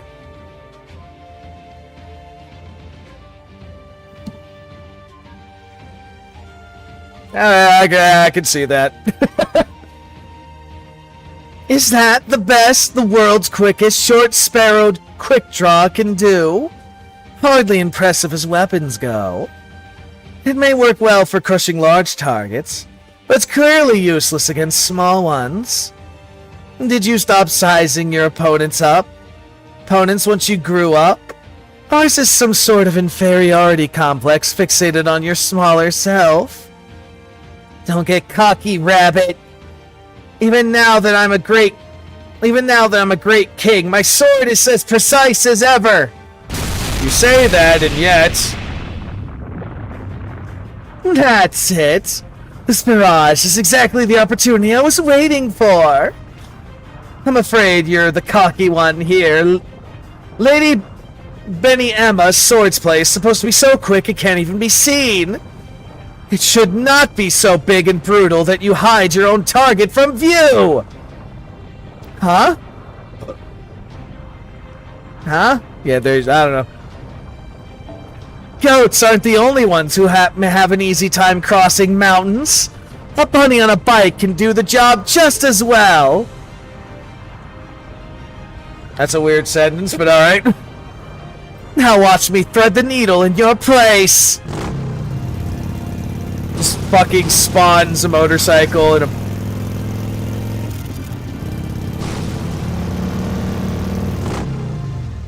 Just Koyan spawns a motorcycle, is just driving between fucking jagged mountain peaks. I'm like, those tires better have some reinforcements, because I swear that shit's probably sharp enough to break them. I did it. And without further ado... What? What are you doing, you pervert? Pervert. Oh, I see what you did. We administered the thing with a kiss. Got you. Alright, I see what happened. So you... Okay, Koyan's got to kiss Benny. There we go. I'm beyond mortified, Chirp. I'm so sorry you had to see me like that. Please allow me to introduce myself properly. I'm Benny Emma, the tongue-cut sparrow. And you must be the master of Chaldea. Thank you for everything you've done to protect humanity so far. I wish you luck in your continuing quest. Oh, God damn it. Though I also hope you won't push yourself too hard, Chirp. I'm afraid the only service I can provide are a good bed, a sound night's sleep, and a delicious meal. But if any of those will help you smile, I'll gladly offer what I can. Please call me Benny from now on, Chirp. If you need me to use my Bato Jutsu too, just say the word. I believe you. You took great care of us in Ematel. That whole event was interesting. So you have been to Ematel before.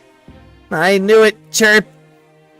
I don't remember the encounter, so from my point of view, it must have happened after this meeting here. I know it's against the rules to ask you something like this, but...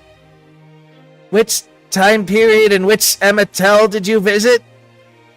We visited during New Year's. You, Toshi, and the other sparrows did a great job running everything. You were very good to us. I see. What a lovely smile, Mash. I'm not entirely sure why, but hearing you say that really makes me happy, Chirp. On another note, can you do anything about this overgrown jackrabbit clinging to my leg, Chirp? Fucking God. Please say it isn't so, Benny!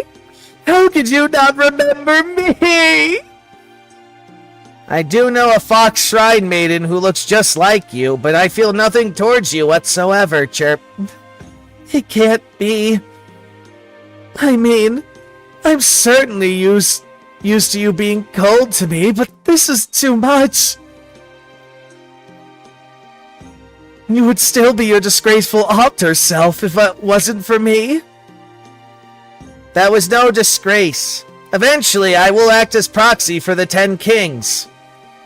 That means I will one day grow up into the form you saw earlier. That's nothing to be ashamed of, Chirp. My disgrace was in you dodging my Needle Mountain sword. I can't believe I was still so immature that I let you goat me into using such wild swings like that.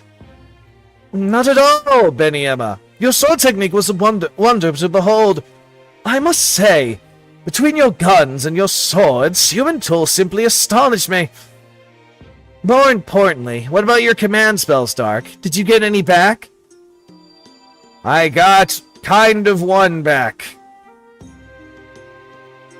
Oh, only one left to go. That stands to reason we'll find it with the Guardian of the Third Underworld. That bat man had some nerve using your command spells for his twisted ends. Fortunately, what he did has given me some new power. It's a shame that I can only reign here in Machalan as the Guardian of the Underworld. Again? We're doing this again? But thanks to that, I can now become a grown-up whenever I want, Chirp.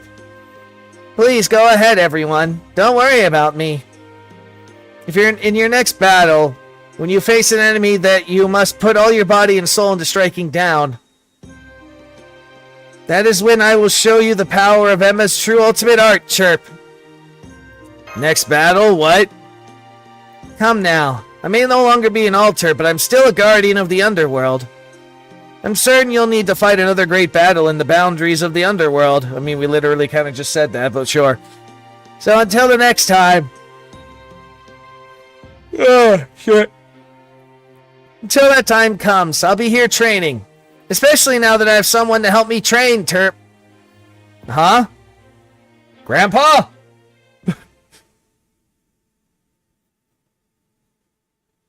I think it's Grandpa because he was there. Anyway. Grandpa Hassan, the first Hassan of the Order.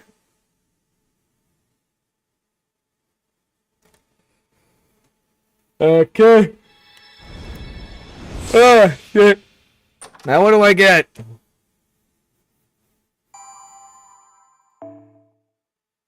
That's it? Okay. Spiritron dress, NFF bunny. I know, right? He used his assassin skin. his assassin skin. He blended in with the battle. Used an assassination techniques that you learned in Assassin's Creed. Alright, the 5th Throtham. Well, first, let me take a look. Oh, I can ascend someone. Let's see. Aha! We finally can ascend you! Alright. あなたが気に入ったようなので、もうしばらくはこの姿でいます。とぼけないで結構です。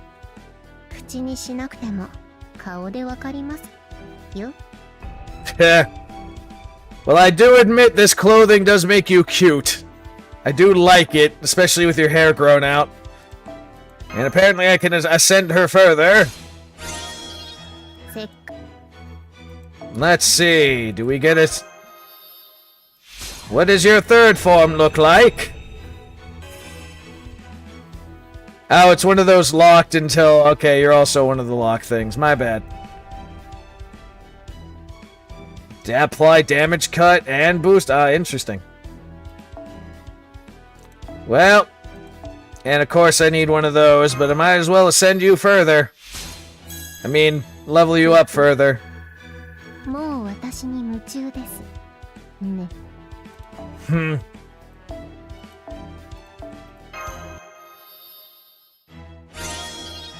この通り。And let me take a look at the skills quick.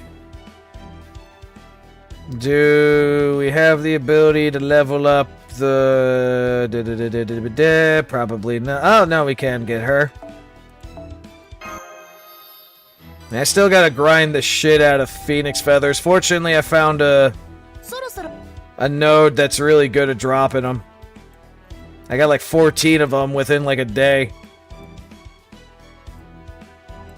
But it also helps I have those craft essences that increases the drop rate, but still. Aha, I can. Alright.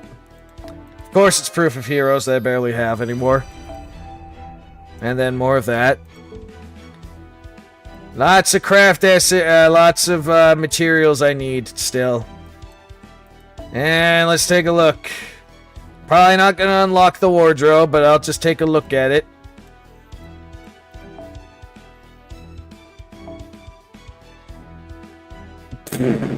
See, this is the bullshit that I don't like with this. It's just the fucking materials you need to unlock fucking different outfits is absurd. And this is just her taking off the coat. Like, it's stupid shit. Like, example, this one's just, oh, you take off the glasses. Like, what? Some of them are worth it when they're completely changing, and others I'm like, what the fuck? This one's just, oh, I'm taking off the headdress. This one's, oh, I put the hood up. Oh, this one's technically her other self in a different universe, but still. And this one is just, I have bunny ears on everything. Like, really?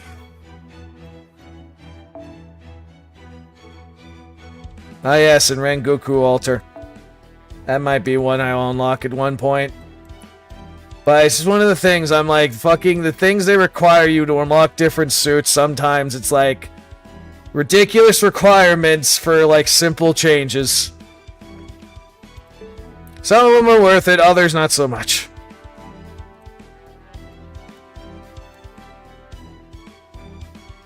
Now we're good on that front. Anyway.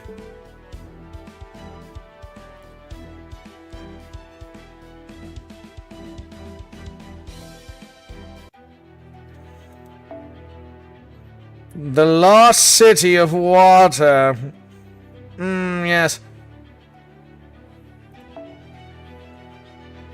Ah, we form right away, huh? And of course you're making me do that. We'll bring fucking Olga as usual.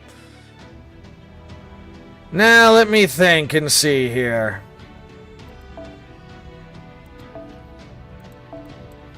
Probably go back to Kaleidoscope setup. Just be nuke the bitch.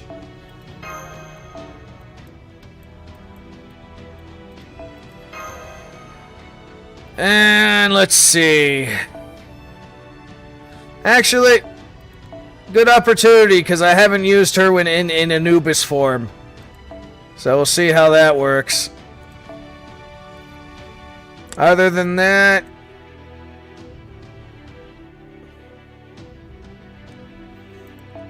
Mama Raiko and God.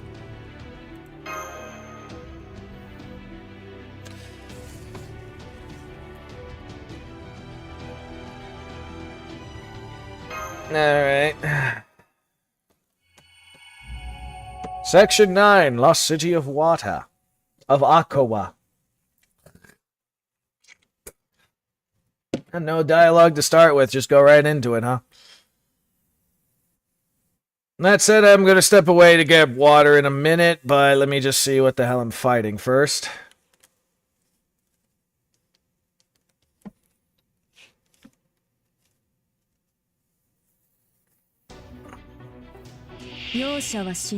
I'm sorry, they have fucking Gatling guns now?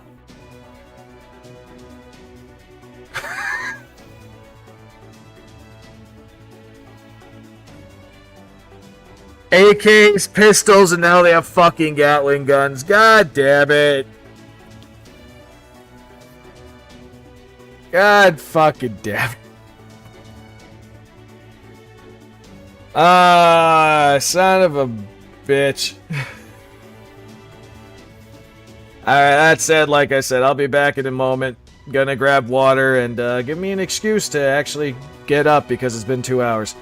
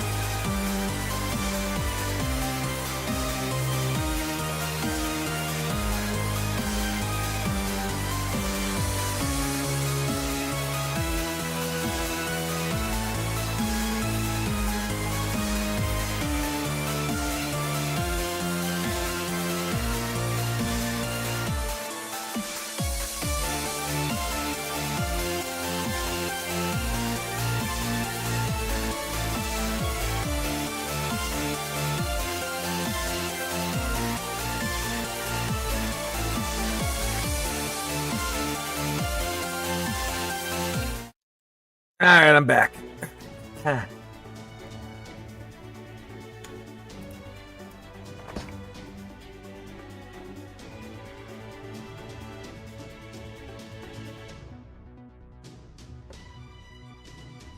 Alright, so...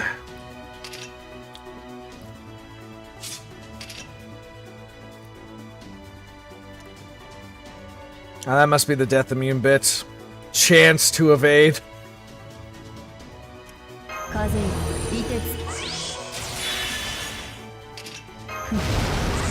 That's nice. They got the symbolism with the heart and the feather thing. Alright, let's see what this looks like with Anubis instead of Nido. How different is it?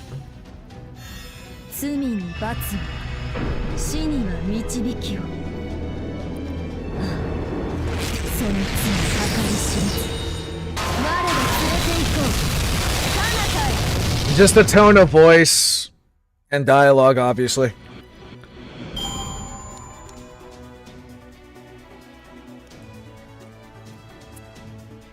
Hey, what's up, Rush? How you been? What the fuck? Koyans! God damn it!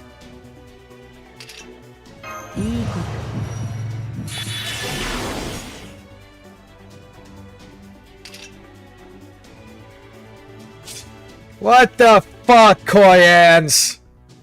Why is this abomination here? Good, you? You know, not too bad.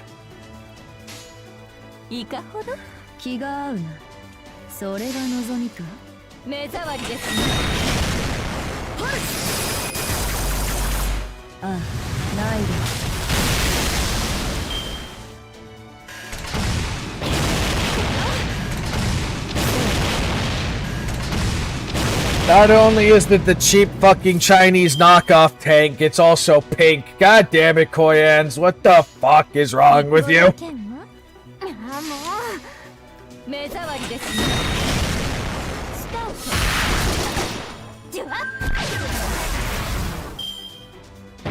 Why did you give the fucking people a tank? Uh-oh.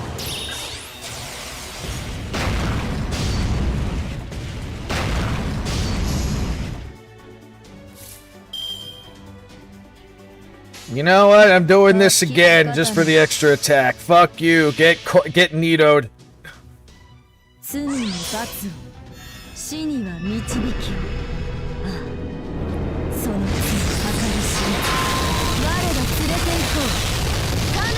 Too bad it didn't inflict death upon you.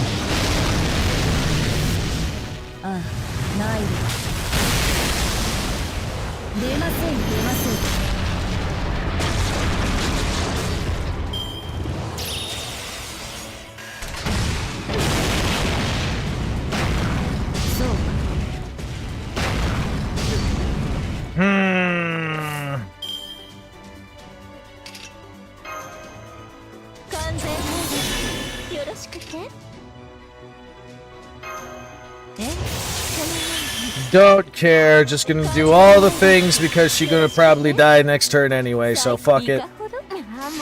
Get him! Hit him with the mecha!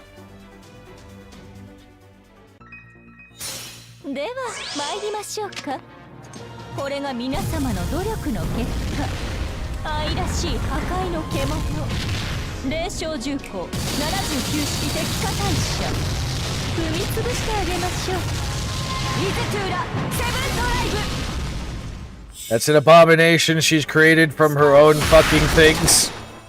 I do not condone.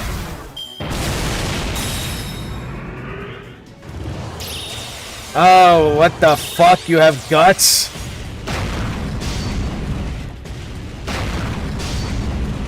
I expected you to die, kind of. Who is next? Mama Raiko? Let me think.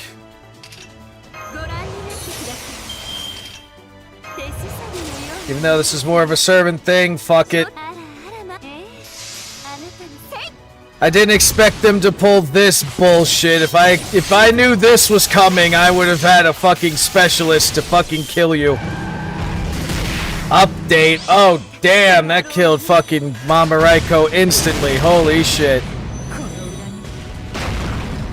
Oh my god. Okay. Yeah, we're not dealing with that too much. So, now that I know that abomination is there, what the fuck?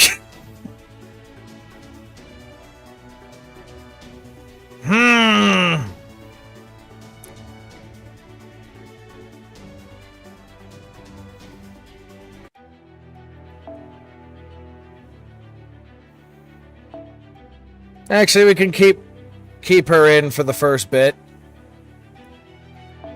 Let us get...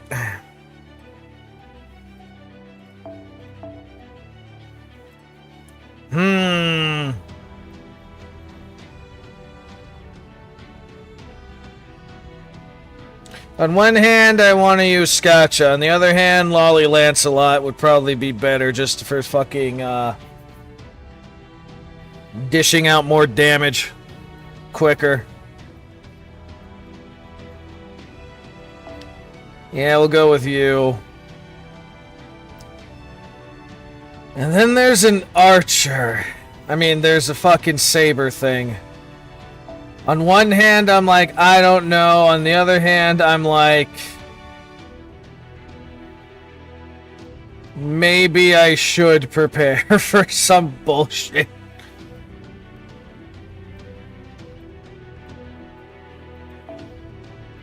And then we'll switch that out with some...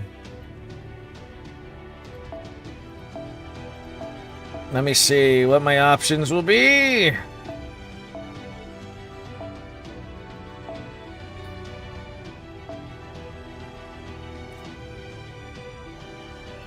That one works for me.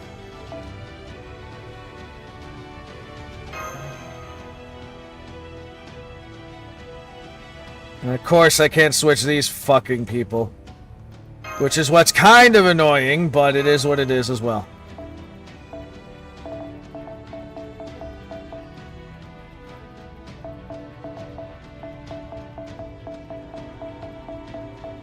Fucking abomination, pink fucking Chinese knockoff tank of the storm border. Jesus Christ.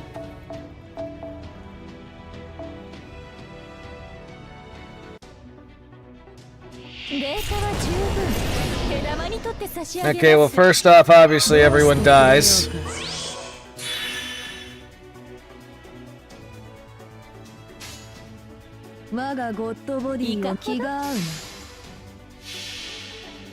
Everyone dies.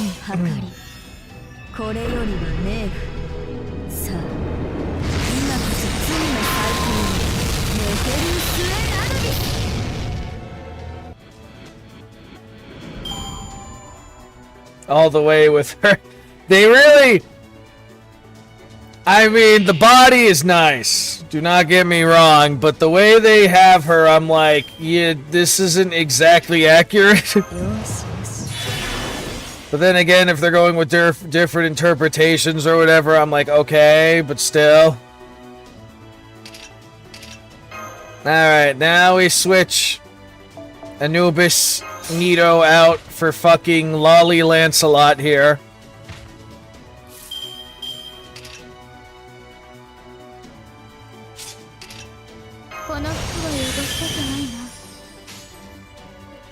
Go, Lollylot, go!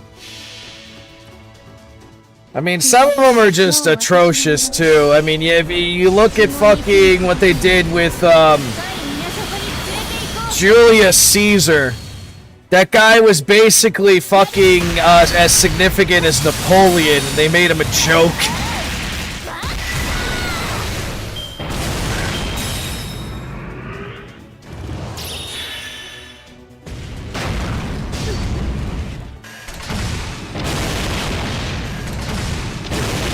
Ow.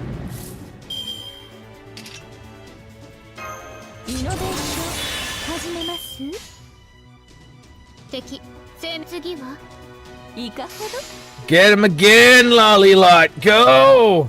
君はもう私のものだ。血も肉もこぼさない深い港に連れて行こう。ここから砕くばらまきましょう。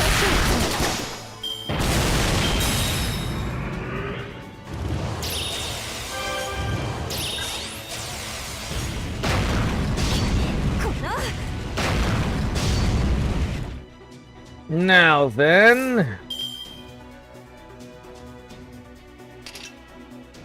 Well, that's the thing. There's actually 2 different Jack the Rippers we have in Natsuverse so far.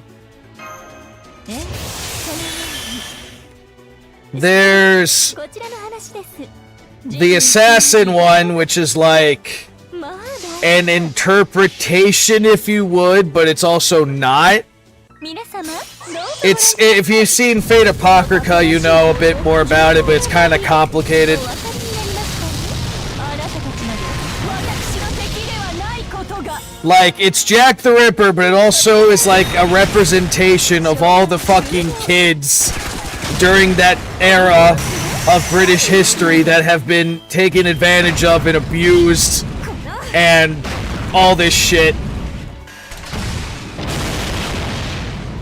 And then there's the Berserker version of Jack the Ripper, which we do not have in the game yet, but does exist. They're seen in Strange Fake, which is just starting to get an animation now. 次は And they're more represent the ambiguity, or whatever word you want to, however it's pronounced, of Jack the Ripper, where no one figured out who it was. And so, that version of Jack is technically a voice in your head, but also has the ability to transform into whatever the fuck it wants. 来るがいい。 Which is honestly pretty fucking badass in a way. 復唱する。まあ大胆。やる。 Alright, now what abomination awaits me for the last one?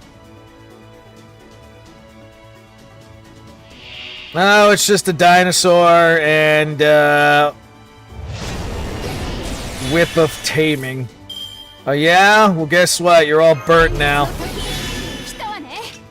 この星を。 And now we have ignore your invincibilities, so fuck you.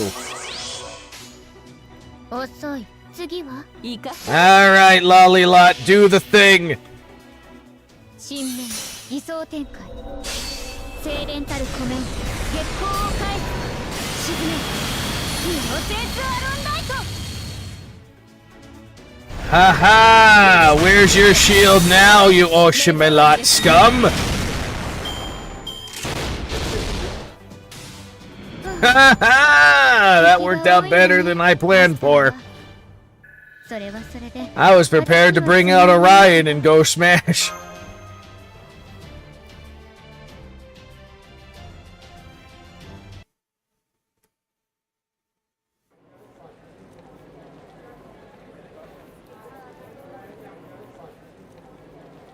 Yeah, this is nice.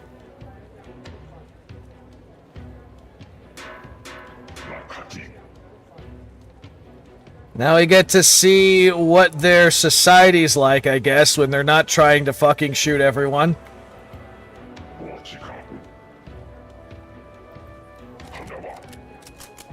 I can't speak pictograph, though.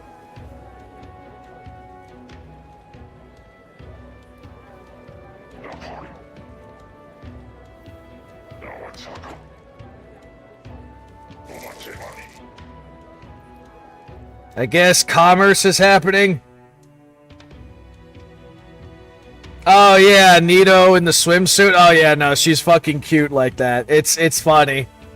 Her moments where she's like that, very funny, very adorable. Oh my. This is not what I was expecting. Eric's got nothing on this place. It's true. There's so many people everywhere you look. There must be at least 30,000 coming and going on the main street alone. Oh yes, it's wonderful. Isn't it wonderful? Mexico City is currently home to 100,000. All Oshamet warriors. The non-combatants, women and children, have built villages in the neighboring jungles, where they work to support Mexico City. Your chest must be killing her. Nah, it's fine. It's super soft. If anything, her thighs are burning.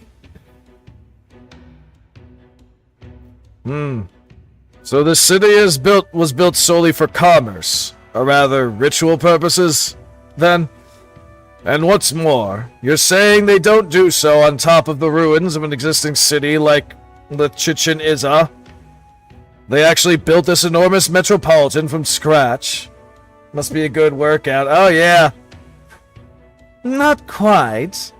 I hate to admit it, but the actual city itself was provided by Tez. Tez, the divine spirit servant David of the Cryptors summoned. He gave the Oshamet civilization in the form of the city, and revived Aztec mythology here in Machala. So here they worship the Black Sun, Tez, the smoke and the smoking mirror, as opposed to Kukulkan. As a species, Oshamet are far weaker than Dinos, but thanks to their far greater numbers, and their ability to adapt, and guns, lots of guns, and most importantly, the aggressive nature, something the Dinos entirely lack. They flourished, as you can see. I understand that this Tez guy and the Oshamet are Chaldea's enemies. But all that aside, I gotta say, this city doesn't suck. Ha! It's full to bursting with energy of people determined to live and improve their lives. If anything, this city is closer to the colors dark in Mashamit than anything else I've seen. Anywhere else. Interesting. Young miss, as an inspiring leader, I must advise against making statements which may hurt or offend your supporters, especially when they're standing right beside you. No, what are you talking about? I'm not saying the Oshamet are better than the Dinos or anything. Did you not hear the all that aside part? Besides, if we're talking about who we like more, I like Tepu 100 times more. He's way smarter and nicer than any Oshamet I've met. Look at that face. He's like, I'm appreciated. Anyway, I think you got a good sense of Mexico City now, right? Then let's get to the reason we've come here. Chaldea's abducted staff. Leonardo da Vinci, Scion Etanam, I never said her last name for the most part. Nemo and Kodak. Interesting you don't say Kodak's last name. I suggest our first order of business should be finding out where they're being held. Does that mean you think we should split up? I'm not sure that's a good idea. We may look like Oshamet to the people here thanks to my disguise spell, but that we still can't understand them. It's true. Even the Ortanic's built-in translator doesn't seem to work with their language. That neatly rules out gathering information by conversing with the locals. So our only chance is to search for the likely holding area on foot. That was me cracking my back there, that's why I paused. Somewhere heavily guarded, perhaps, or where we can sense Nemo's presence. Of course, were I Tez, and in Tez's position, I keep there somewhere which would block detection of such things. What about those two buildings in the center of the city? I think those are twin temples. They're about 60 meters tall. Each has a path leading up to its roof. I can see what looks like altars in the center of that, between them. Oh yes, those are the sacrificial altars. Altars. They're just memorizing, right? That's why I have the fucking thing. That's Azure Lane, by the way. Unfortunately, you are not able to get the skin for the Sleepy Fox Lady no more because some fucking Karen complained to Google. To which the staff was like, oh, sorry, because people complained, you're no longer allowed to buy this skin. And I'm like, well, it's a good thing I got it when I did. Because we can't have nice things because a Karen walked into their son masturbating or something. And it's just fucking dumb. It's like, how degenerate has this game has been and you're only now complaining, you fucking bitch? Exactly. We can't have nice things with the Karens around.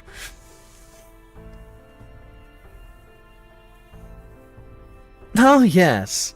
Those are the sacrificial altars where they pluck out the still beating hearts of their sacrifices. But that's not important right now. We can save that topic for later. Those temples are dedicated to Talak and Huz, or I can't even fucking say that name. Huz's temple contains a divine space for Tez to rest. And Tolak's temple contains the throne of the Oshamit king. I'm afraid your disguise spells won't work on Tez, Father Kotamine.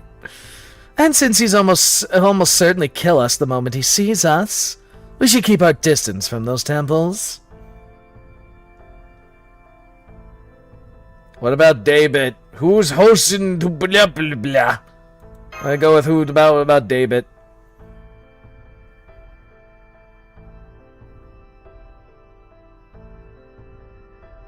Yeah, I know, right? Everyone blaming video games for causing violence.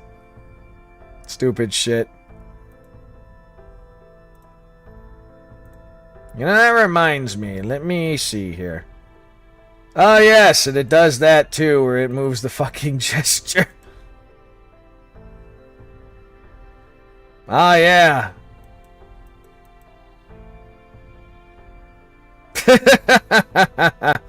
Forgot it could do that.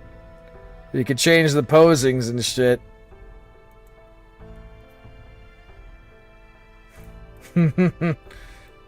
Let's see. I think we'll go with...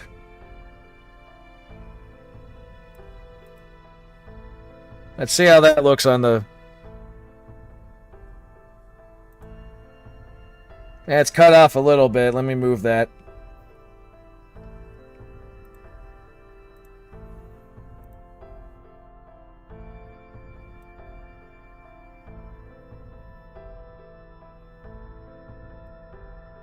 Good enough. Not that way, actually. We want to move back over here. Hug the sleepy fox girl.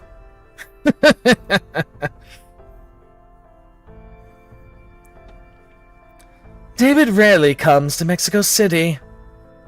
The other times I've come here, he was out in the jungle investigating old ruins. It seems pretty clear he was leaving the city matters. That is, the war between the Dinos and the Oshamet in Tez's hands. And so he can focus entirely on his personal field work.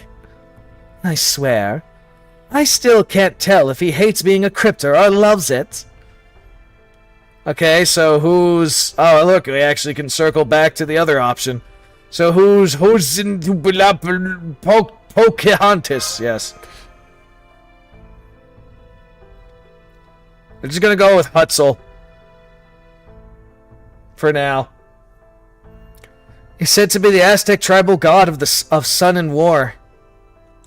When the Aztec people lost their land and were forced to wander around Central America, Hutzel guided them to Metztapan, the Lake of the Moon. He's a war god who demanded countless sacrifices as fuel with which to move the sun. It's said he wields the fiery snake Zucotl as a weapon, and that he has blue arms and legs. This has led to some people claiming that he's actually the god Tez from Mayan mythology before the Aztec people adopted him. Kooky! Zakultul is in... Quasel? Yes. Since Hutzel wields Zakultul as a weapon, he is said to be the enemy of Quetzalcoatl? I don't just fucking kooky. Okay.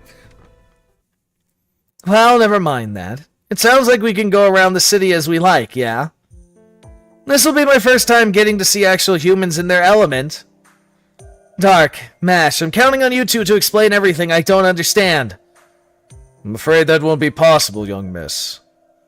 Since we can't actually speak to anyone here, we'll need to make more effective use of our resources. Given the possibility of unforeseen complications, I think it'd be best if you and Tepu waited outside the city. What? How come? It is because of my size, isn't it? I may look like an Oshamet, but I'll still be bumping into people in large crowds. And similarly... Oh, right. Olga Marie's horns. She does have a Y, yeah? Those do take off a lot of space horizontally. Can you just pop those horns off? You say the most bizarre things sometimes. You know that, right? And of course we can't! And don't ask me to make them smaller, believe me. I've already made them as compact as I possibly can. So they used to be bigger? I'm so sorry, Olga Marie, but I think we need you to do the prudent thing this time. Yeah, okay. Your companions' lives are hanging in the balance here. Fine, I'll save my colonial observations for another time. But in exchange, I want you and Dark to get a good look at the city in my place! If we're going to fight the Ashamet, learning about their culture, ideology, and the way of life is the least we can do.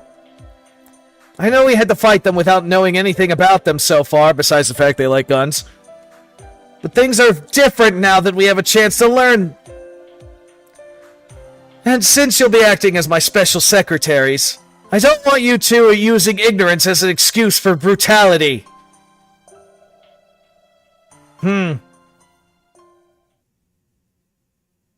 Factory Reset fucking B7 acts a lot like Olga Marie that I remember. Really is interesting.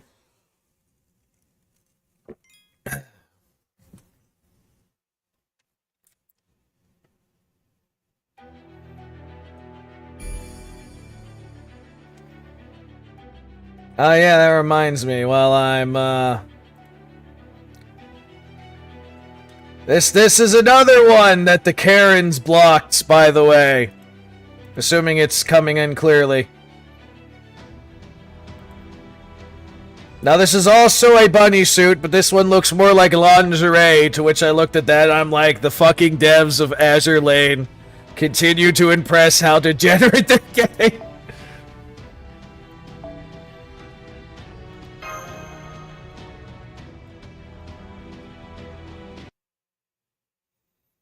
And she's also drunk.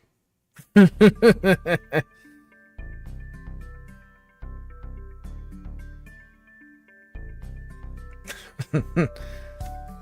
this one's got a neat mechanics in it. A lot of these ones got a lot of neat mechanics in it. You can customize the thing if you wanted. But you gotta earn these coin things. In order to earn these card things, you play a card game.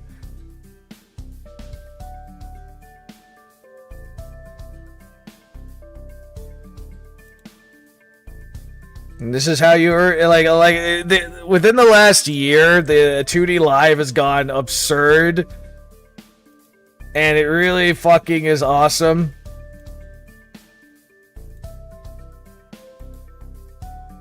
Now you can customize to a classical bunny suit.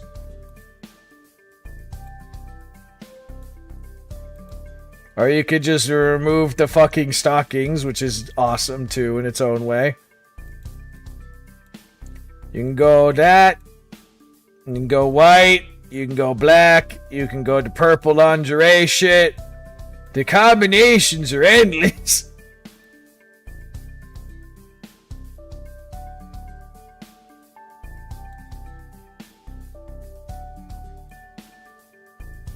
And you can even change it to a fucking bow if you wanted. And then there's this shit, but I'll show that in a minute. Let's see. I'll start checking the alleys off the main road. If things take a turn for the worse, I'll come rescue you in my motorcycle. I'll take a look around the temples. Don't worry, I'll keep my distance. I just want a handle on their structure. I didn't catch how much money that was. Oh, perfect. That's just enough to get everything else.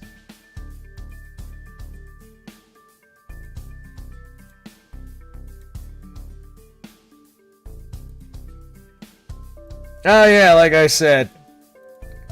And then you can bring in all these things. And you got interaction things, like you click that and you feed her food. You can put the glasses on her if you want. And then you got the zoom function. Which is yes.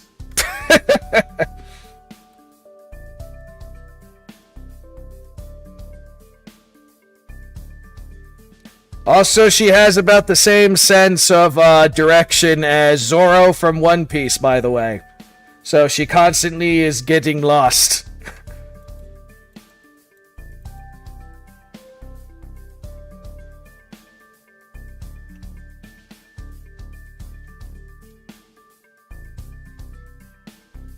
Zoom equals yes, yep.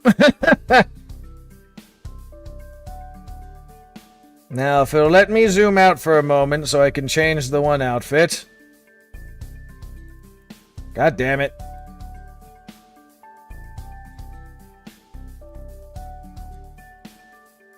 Forgot how you fucking not. Then again.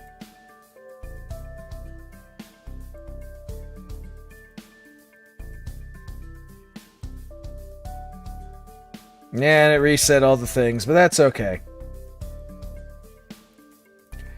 I do jokingly call Azure Lane what is your fetish simulator just because of the amount of crazy shit. And also that I'll reset everything, but that's okay. Wait, what the fuck? Okay, that was a weird glitch. Fucking hand was separated from the body there for a moment. Was like, what? And then one of my personal favorites, because of several reasons. The first is, this one actually has a smack the ass animation. And I laugh hysterically at that.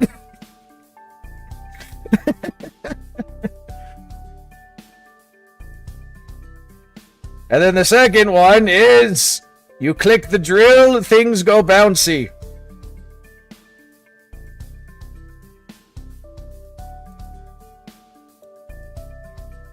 That said, let me zoom that in.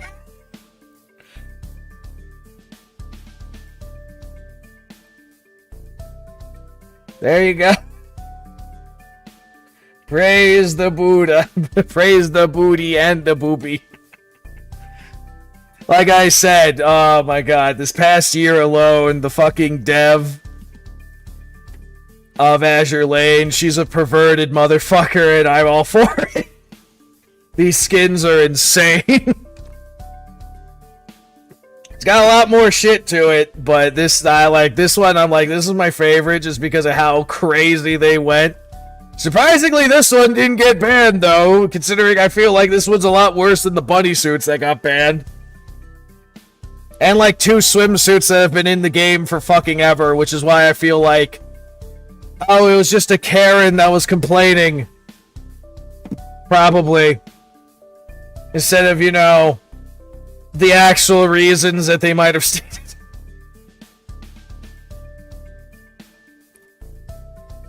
You two should take the main street. Don't forget to behave like Oshamet. So like assholes? Looks like we have a big street to cover. It's a shame we won't be able to talk to any of the Ashamet, since we don't understand their language. I try to make sure you stay in your spirit form. Yeah, I know. There's no child Ashamet in the city, so it'll only draw more attention if I materialize and use the disguise. Besides, I can always pop up and help you in a fight in an emergency, so don't worry about me. You two take your time and looking around.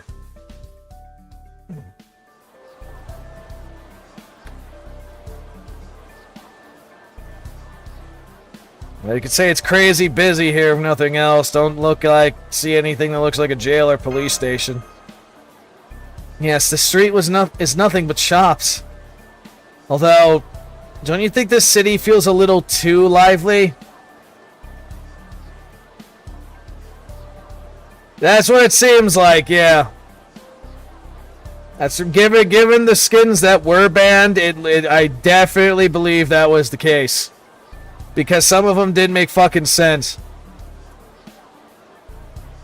And they're like, oh, you can't buy these no more because Google said so. But if you already have them, don't worry about it. It's like, dude. That's why everyone's going like, okay, time to make your own PC emulator or something. Azure Lane. Make your own client. Luckily, right? But it's just like, you can't have nice things because fucking people. Until they make their own PC client, maybe. It's hard to be sure since everyone's wearing masks, but they all seem strangely on edge.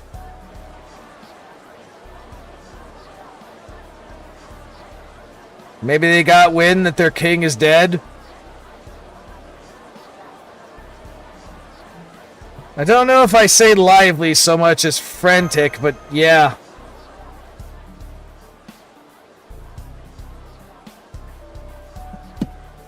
I don't like this. I'm worried about those who were captured.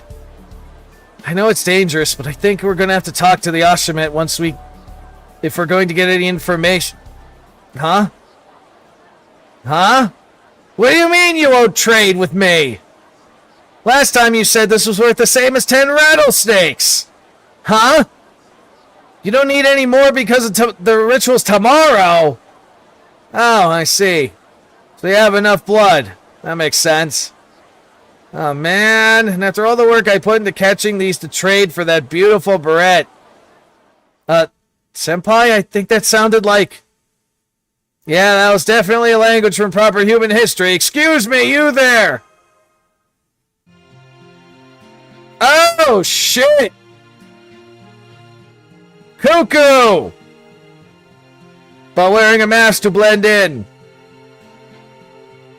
So this is how we get introduced to her. That's hilarious. You mean me?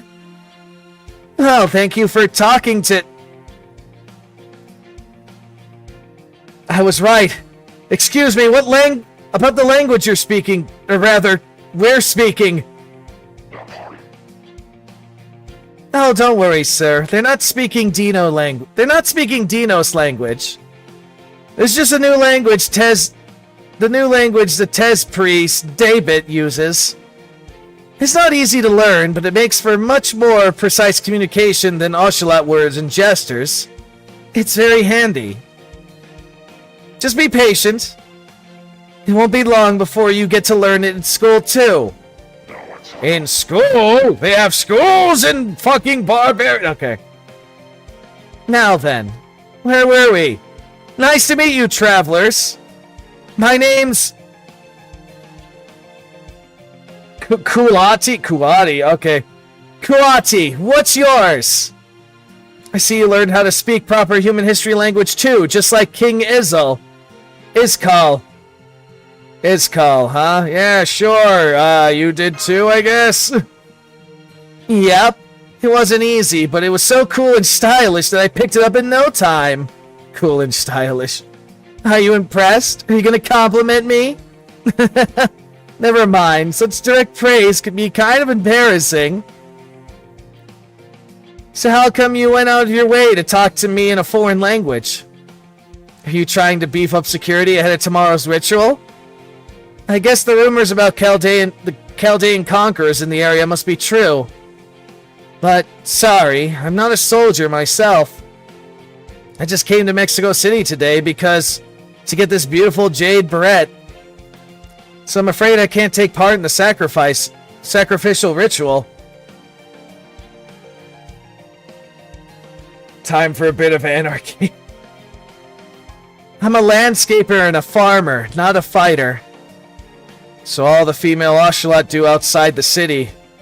So all of the do outlive outside the city, just like Koyan said. I'm not sure this lady knows too much about Mexico City, Master. What would you like to do? Say, have we met somewhere before? Maybe. The jungle is pretty thick. And it's easy to lose sight of things in there. So maybe we passed each other without realizing it.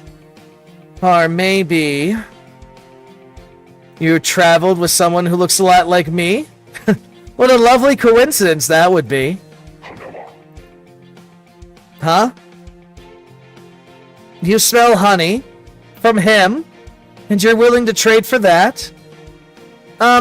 Just out of curiosity, you wouldn't happen to have anything sweet on you, would you? You mean like this? How many of these do I have? Oh, wow. I don't need to understand that he's saying what he's saying to know that he's really excited. Yeah, that's her first ascension, which is hilarious. He seems to be asking to trade for it. Alright, here you go.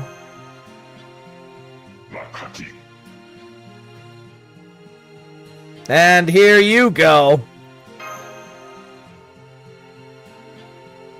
Huh? You're giving this to me? May I ask why? Because I doubt I'll meet someone who looks like you again. This seems to be the more flirty option. I see. So that's how you two think. Okay then, don't mind if I do. Wow, a human's never given me a present before. Let me tell you something that might just help you out, as a way of thanking you. The Chaldean conquerors King Isil and Tez brought here are scheduled to be sacrificed tomorrow. They all have special blood, so they've been chosen as sacrifices to the sun. Oh shit, okay. So if you wanted to, say, rescue them, I'd get on that as quickly as I could if I were you, so she fucking knows. Otherwise, you might wind up having to fight all the 100,000 Ashamed in the city at once. Then again, being clever is kind of what you people from proper human history are about. Isn't it, Dark? She fucking knows everything, Jesus Christ. But then again, given what she's supposed to be, I can't say I'm surprised. Given that she is a fucking sun, and I think is the avatar of the literal fucking sun that is in this underground world, I can't say I'm surprised you know things.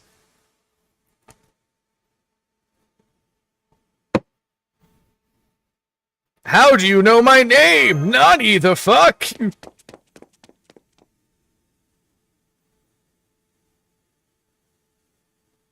I'm sorry, Senpai, I lost track of her. She wasn't especially fast, but she slipped through the crowd almost like wind through the trees. Through the tree leaves, yep. Yeah, there you go. I don't think anyone could have caught up to her. For now, we should just go back to camp. It's fine, let's just head back to camp for now. Well, we got vital information knowing that these fuckers are gonna try to sacrifice our people tomorrow. Right. If what she says is true, then we don't have a moment to lose. Let's hurry and find the others so we can come up with a plan.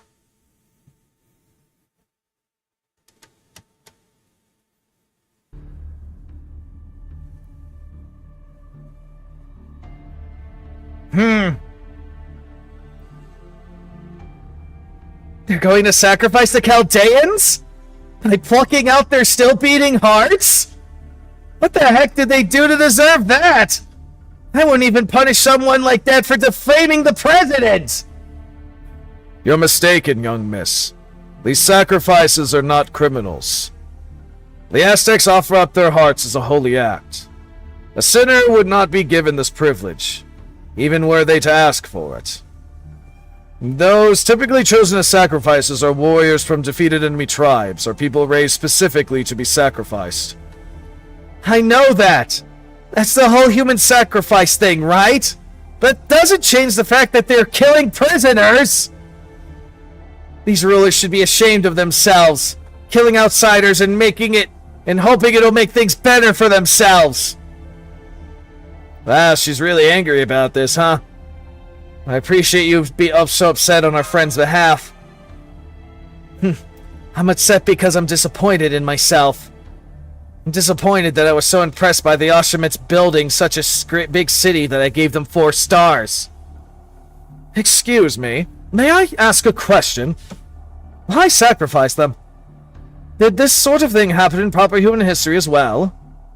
I understand it's more important to focus on how we're going to rescue these 4 Chaldeans before they're sacrificed, but... Not at all. These are precisely the questions which will allow us to begin understanding the Auschwitz, which may well be the key to rescuing the hostages. It's quite a pertinent question, Tepu. In fact, I have a question for you as well, but it can wait until later. For the moment, this represents a good chance to explain the purpose human sacrifice played in the Aztec civilization. I advise you to listen well too, Doc. Understood. Alright, I'll try to be as coercive... Concise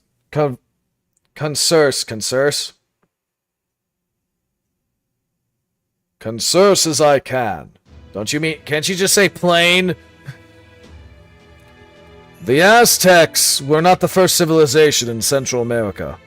Some, such as the Olmecs and the Zapotels, predate even the Aztecs. And as Aztec mythology was the last to originate in Mesoamerica, it was heavily influenced by Mayan mythology, which itself was influenced by the Olmecs.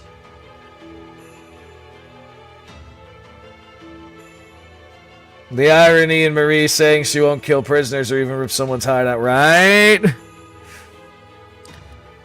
My thinking is that the mythologies of Latin America are not separated by tribe or civilization, but rather there is a sort of shared remembrance of creation of the world, continuously passed on by all who live here. Remembrance, huh? Is this like some sort of image the jungle has planted in people's minds? That's right. Remember, this land is vast, and those intertribal conflicts were a constant part of their daily lives. So the people who live there would never be so greedy, or perhaps arbitrary, as to mix in their own emotions with their creation's myths. No, I suspect they simply built up their myths based on whatever they were feeling at the time, which surely included staring into the jungle's swirling darkness and harmonizing with it. True, compared to other mythologies, Mesoamerica's cosmological timeline is fairly fractured. Similar meanings carry different names. Even if its perception of time is highly unusual. Yep. So, while we do have written records, it's difficult to piece everything together and keep it all free of contradictions. And do you think that's because the mythology wasn't created by humans, but was instead created by the land itself, or possibly something greater still? Indeed. The people of Central America never kept large livestock, never used vehicles to transport anything, and never rode animals. Though they had all the necessary knowledge to do so had they wished. I can only assume they intentionally denied themselves any development that might have made their lives easier or more comfortable if it meant humans reigned supreme in the jungle. In contrast to this, they were intensely They were intensely interested in astronomy. Unusually so, one could argue. Their astronomical techniques were by far the most accurate of any other ancient civilization. Suffice to say, they were extremely interested in, as well as respected and fearful of outer space. Why? The answer is obvious.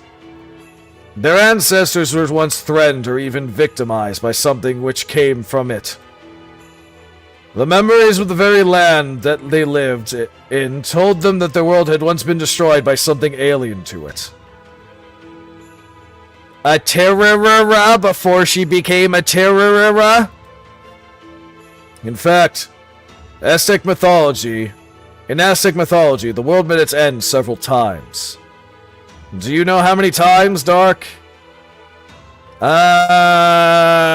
Is my answer. 5 times. Well, 4 to be precise, since it's Aztec mythology. The 5th time is the age we're living in now. While there are tales of the world itself being destroyed in other mythologies, tales of it being destroyed and rebuilt time and time again are unique to the Aztecs. Suffice to say, in Aztec civilization, really in all of Central America, the land holds clear memories of destruction and rebirth, and the people who live there took that as a lesson. I see.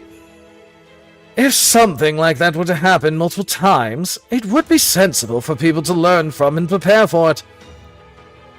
So you're saying they learned to practice astronomy,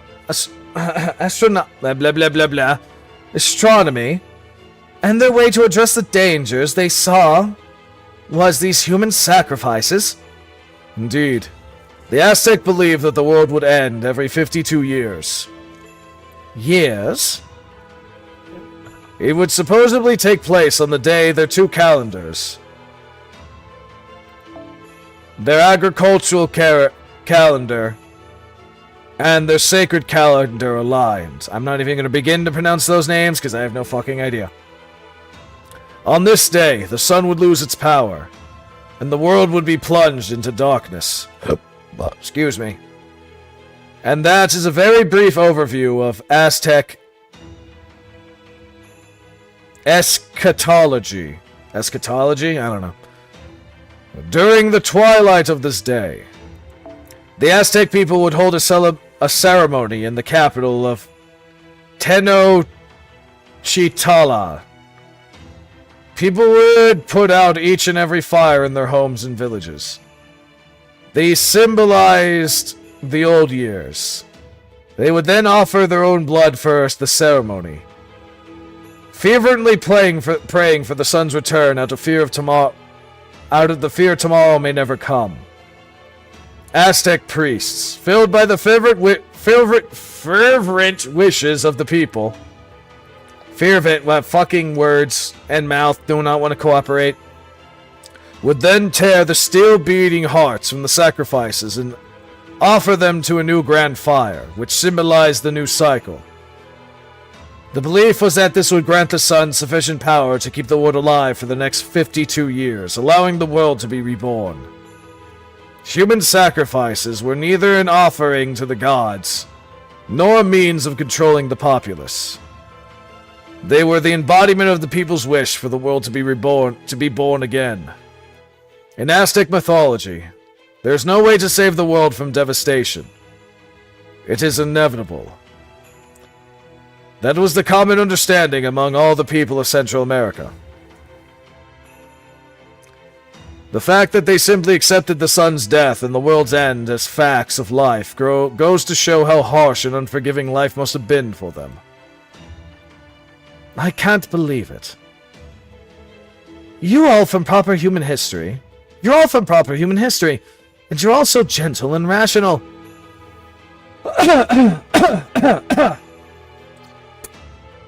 Crap in my throat. To take such utter madness so seriously. Did no one point out to them that the sun operates quite independently of any human intervention? Madness or not, this was their truth. Only those who were alive at the time could take issue with it. All we can do now is remember and record their experiences. That being said, I believe that, in terms of magecraft, this was all very much real. The fact is, once the Aztecs stopped making human sacrifices, their empire came to an end. Their mythology and their world is now completely gone. Huh? That's news to me. Is that just your own weird interpretation of things? This interpretation is all in keeping with their mythology, Koyans. You may recall that earlier I said Tez and Kuki used to feud. But I never said that what they were feuding over. After everything I told you, perhaps now you can say what it is they disagreed on, Dark? Pro wrestling and guns?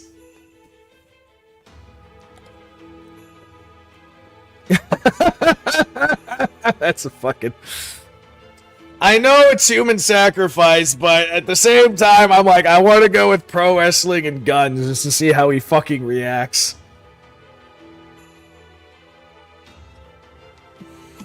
That's fucking funny. Kuki's into pro wrestling and Tez is into guns. I know this is the correct answer, but we're gonna do this one.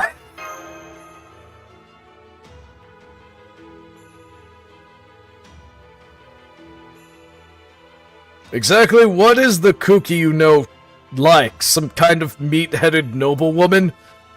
It's a reference to the Scales bitch. Also, hello there, whose name I can't read because kanji. You want Ada bitch? It's been a while since that one. Alright, hold on. Alright. Alright, I gotta get into the right voice for that one. Alright then, something like this. Ada, bitch.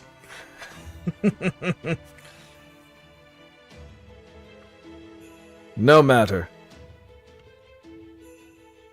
For your entertainment. Oh, I mean, he's not the only one. Usually it's MASH who's the walking history archive. It's just Rasputin needs words to speak.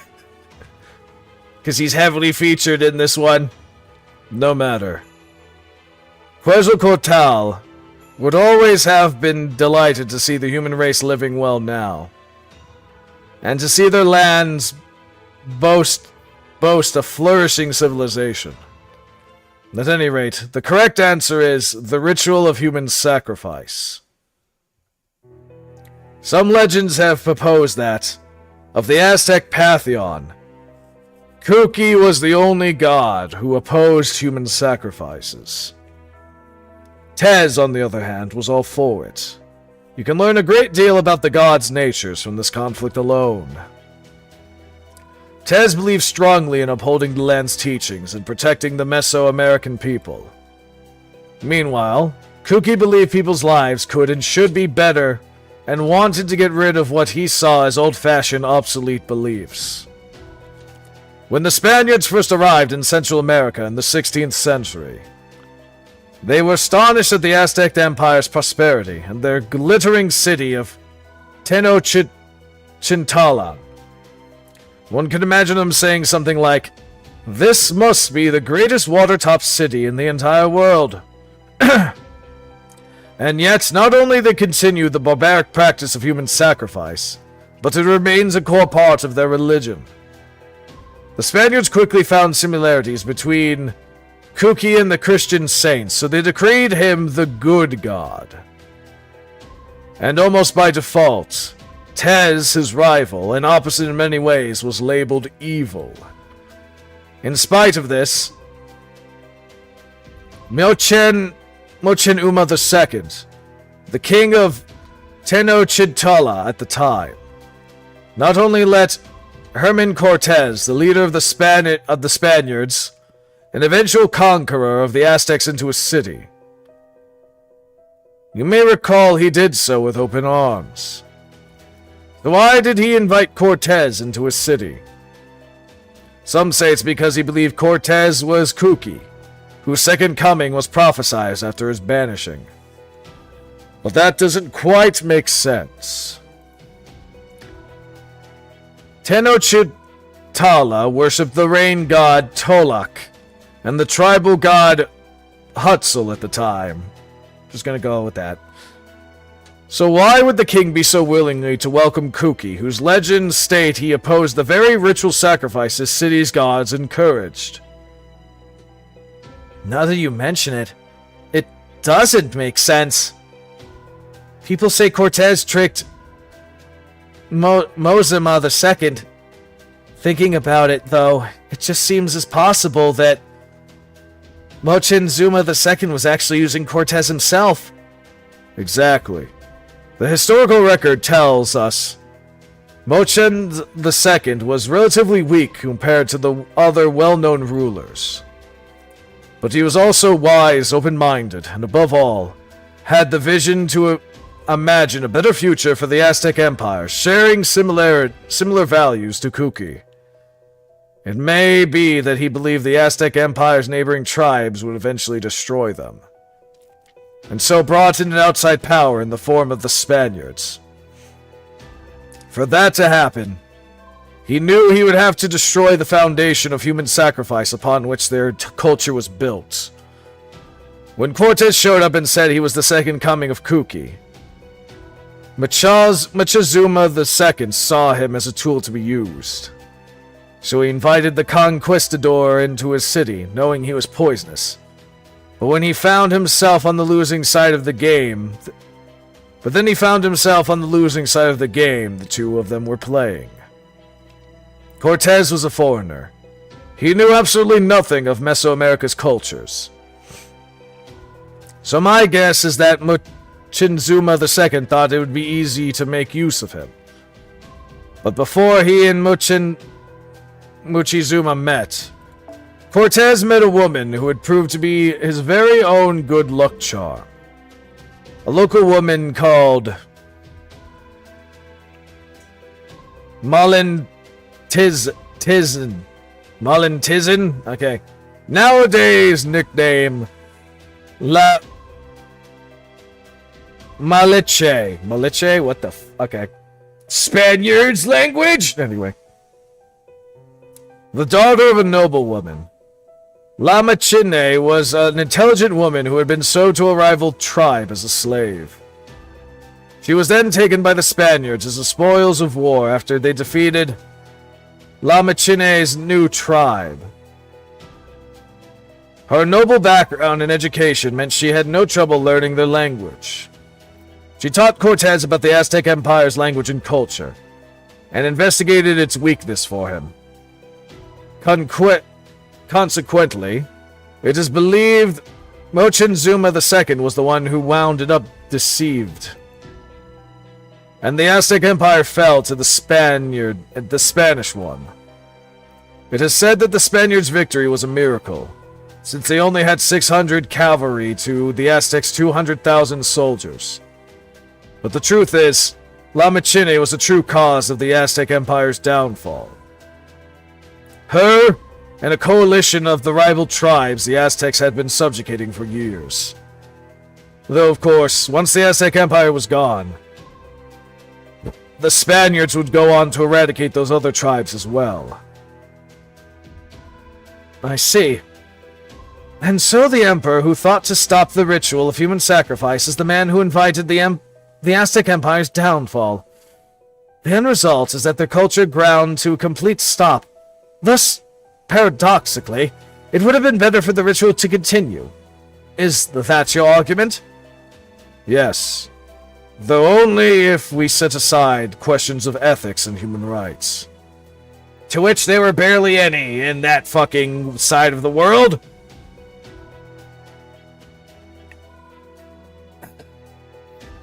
For it was just when a dull gray light was shown on the ritual of rebirth. A mystic dating to the age of myth.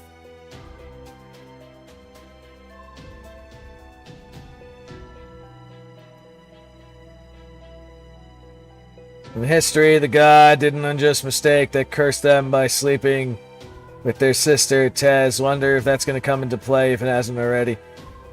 Not that they mention yet. but they tend to kind of pick and choose, and they also manipulate certain things that aren't exactly factual too in this. That their son died. Now, here's my question for you, Tepu. Has the sun in Machala never gone out? Oh, so that's why he brought that up. Yes, it has. I've never experienced it myself, but they said that once, ages and ages ago, Mala was covered in shadow and the sun was lost. The Dinos referred to that event as the Night of Dread. The sun disappeared, and night lasted for what seemed like an eternity. So if Machalan's son has in fact got lost before, the Ashamet are actually somewhat justified in practicing this ritual. They truly have brought proper human history's Aztec culture back to life. This means stopping the ritual of sacrifice itself would be tremendously difficult. One wrong move, and we'll be fighting a war against 100,000 Ashamet. And I doubt that's a war we supposed conquerors can win. It seems that the best course of action open to us is likely rescuing the hostages at an opportune moment in the ritual, then escaping as quickly as we can. By the way, Tepu, do you know anyone who could tell us more about this Night of Dread? I've only heard the priests speaking of it, and then only to say that it happened. The only ones who would know more are Kukalan and the observatories. No, never mind. There may be a detailed record in the Solar Sunjorum, Chichen Itza's throne room. Understood. Perhaps we'll get a chance to see it later then.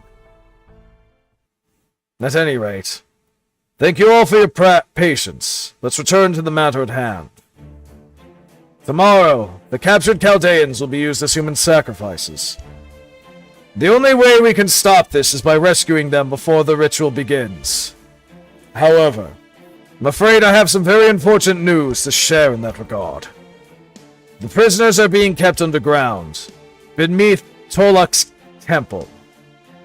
What's more, the temple is guarded by a frankly absurd number of armed Ashamet. Never mind rescuing them from their cells, we won't even be able to get close. So you already know where they're being kept. No wonder you took your time with all that ritual talk. If the look on your face is anything to go by, you reached a conclusion too. But I guess it's probably the same as mine. Indeed. It may not be possible to sneak into the temple now, but tomorrow will be a different story. In proper human history, the Aztec ritual of human sacrifice was part of a ceremony to bring new life to the world, and involved every Aztec citizen ceasing battle and prostrating themselves in prayer for the ritual's success. The Ashamel are likely no different. At the very least, we can expect the warriors outside the temple will be following the traditions of the ritual. Of course, there are bound to be some soldiers inside the temple as well, but I trust you can handle those, Dark. So the plan is... Tomorrow, break into the temple before the ceremony and get everyone out, killing everyone in our way. Got it. Correct. Of course, you require a route suited to sneaking in. But I believe our capable bunny here can look into that. In the meantime, the rest of us can recover our strength and set out for the temple at dawn. How does that sound? Why are you even asking? There's obviously no alternative. Very well, I shall secure a route into the temple. The rest of you, enjoy your pleasant little chat. I swear on NFF services that I'll find the safest route possible.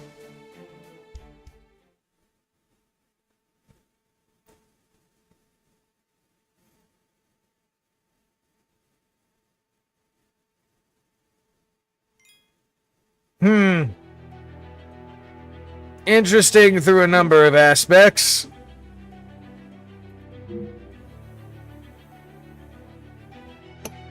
My everything. Okay.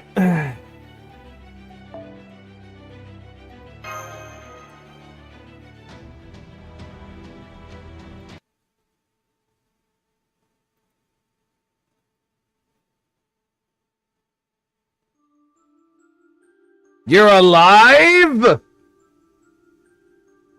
You got fucking Thanos, though. What the fuck? Didn't literally B7, like, eradicate you? How the fuck are you here?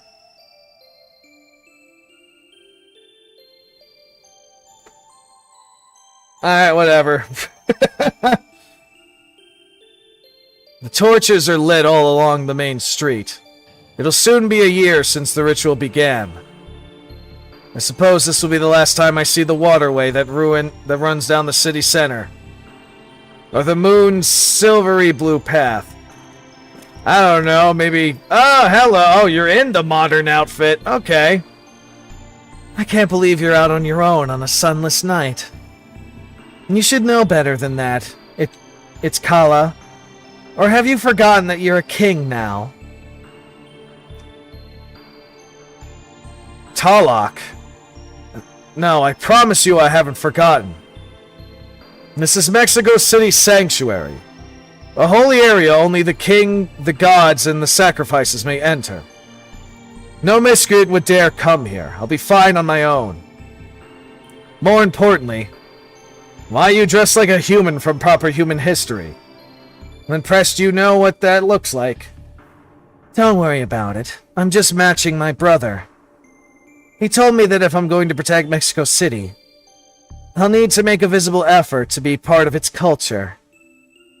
He also said that nobody likes antiques, old-fashioned gods. And the Ashamet would say I'm behind the times if I didn't keep up. So that's why you changed into this outfit instead of your tribal shit? That's fucking funny.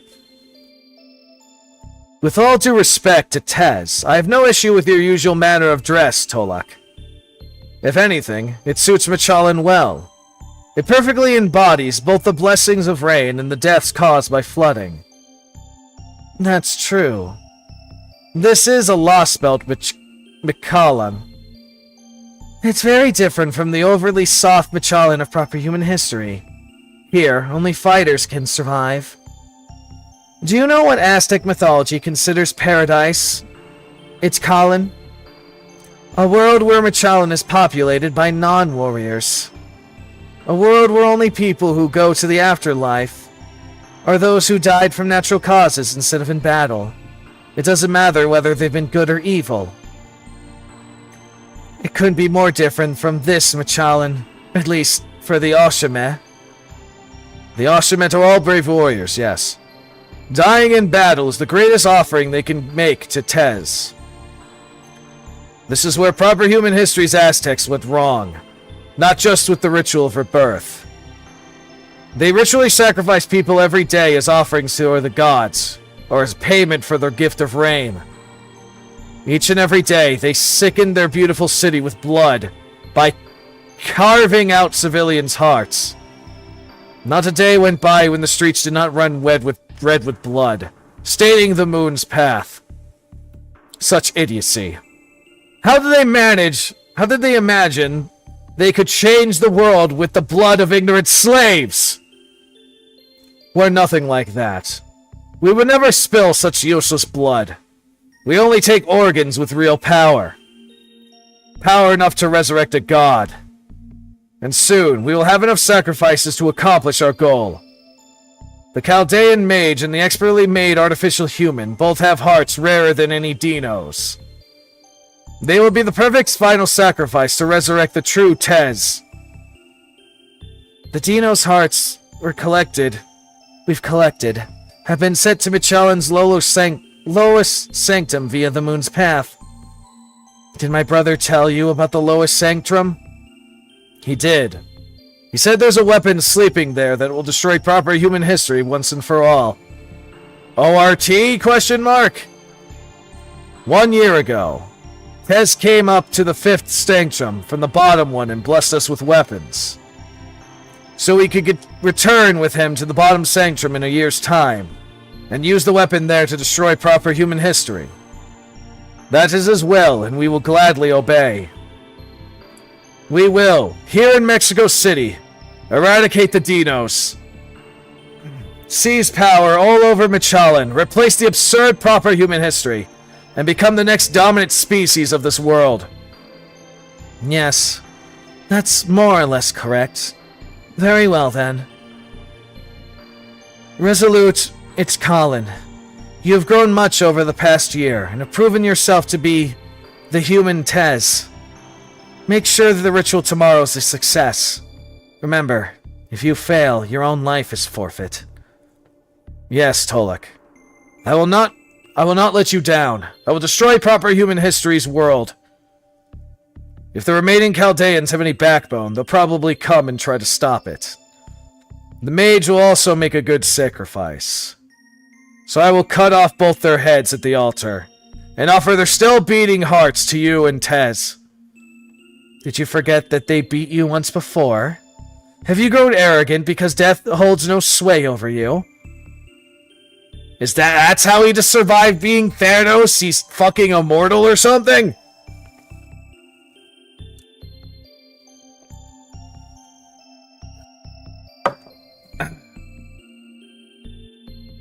Your body was charred to a crisp at the storm border.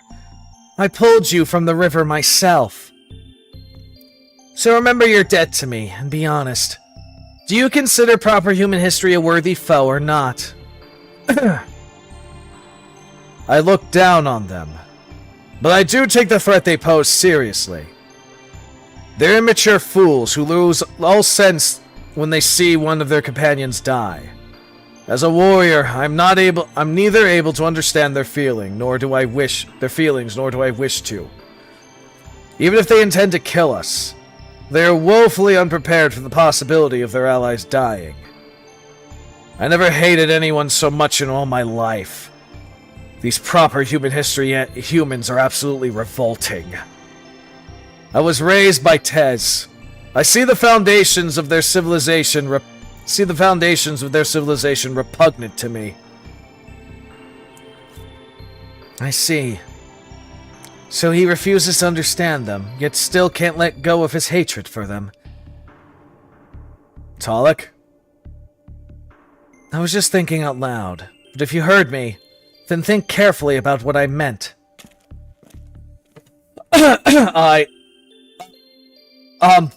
Tolek, please wait.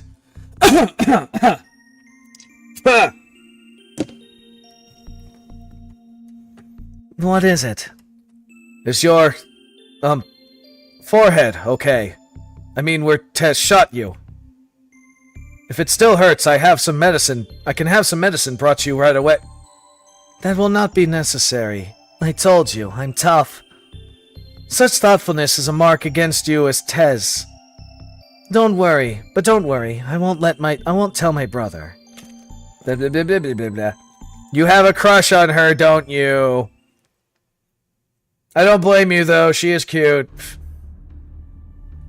As I thought. We can't call anyone from in here. Looks like this building itself is a sanctuary. Maybe it's the home of a very powerful divine spirit?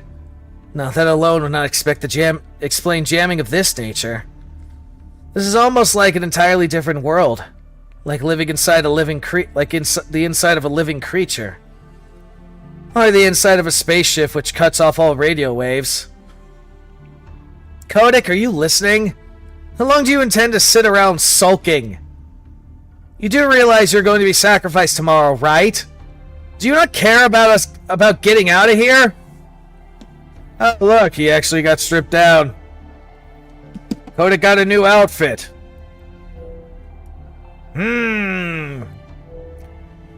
Keep it down, will you? I'm just trying to save my own strength. We investigated this place as much as we can, and all we learned is that we can't escape it on our own. So our only choice is to wait for them to show up. There's a small chance that... No, not a small chance. They'll be here. And when they come, I don't want to be so exhausted that I can't help. Sure, I'm worried about Da Vinci and Nemo. But there's nothing we can do with them off in a different cell. So I'm going to get some sleep while we wait for a certain nut we all know can't stay away even if he wanted to. There, you see? I knew he'd get here in time. Oh, David!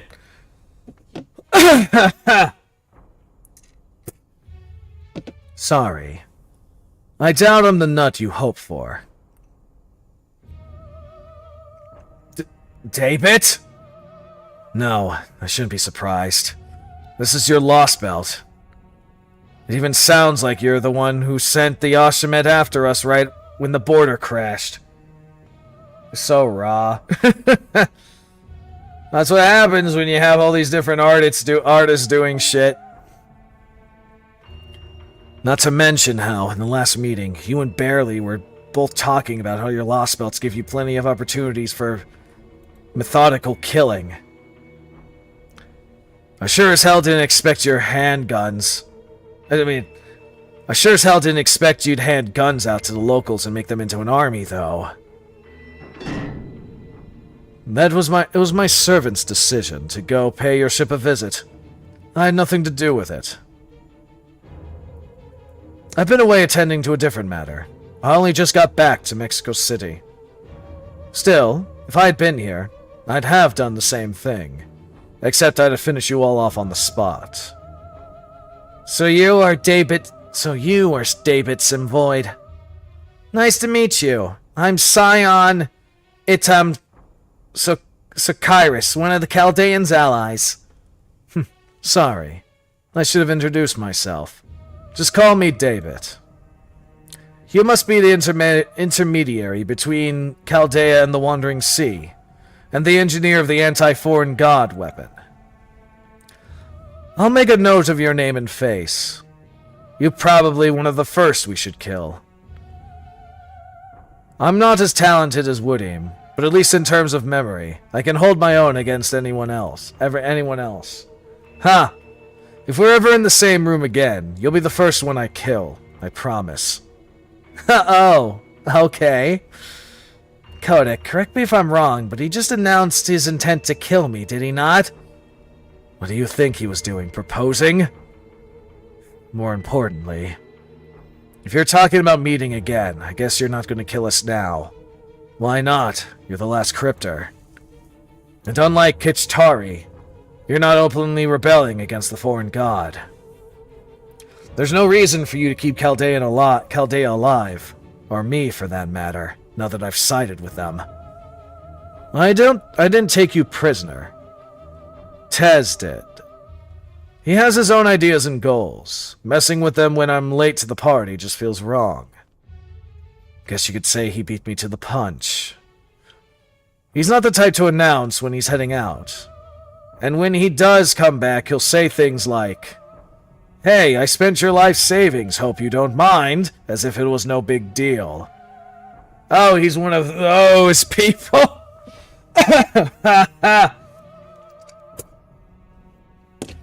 That's an interesting way to put him.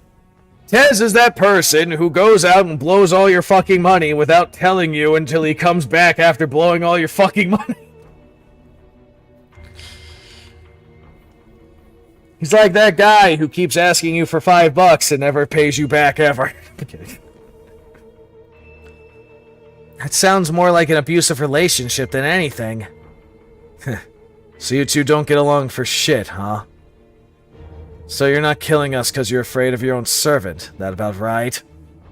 Yes, he's one hell of a servant, truly. He pulled Machalan out from under the thumb of the alien being that was ruling it, and established proper human history's rules here in only a year. In fact, Mexico City really belongs to him. He summoned temples, trained the Oshamet, had them build this city, and chose their king. I only summoned him, nothing more. If Chaldean means to go to war with this lost belt, he's the one you need to defeat, not me. Does that sound like you have no interest in this lost belt then, David?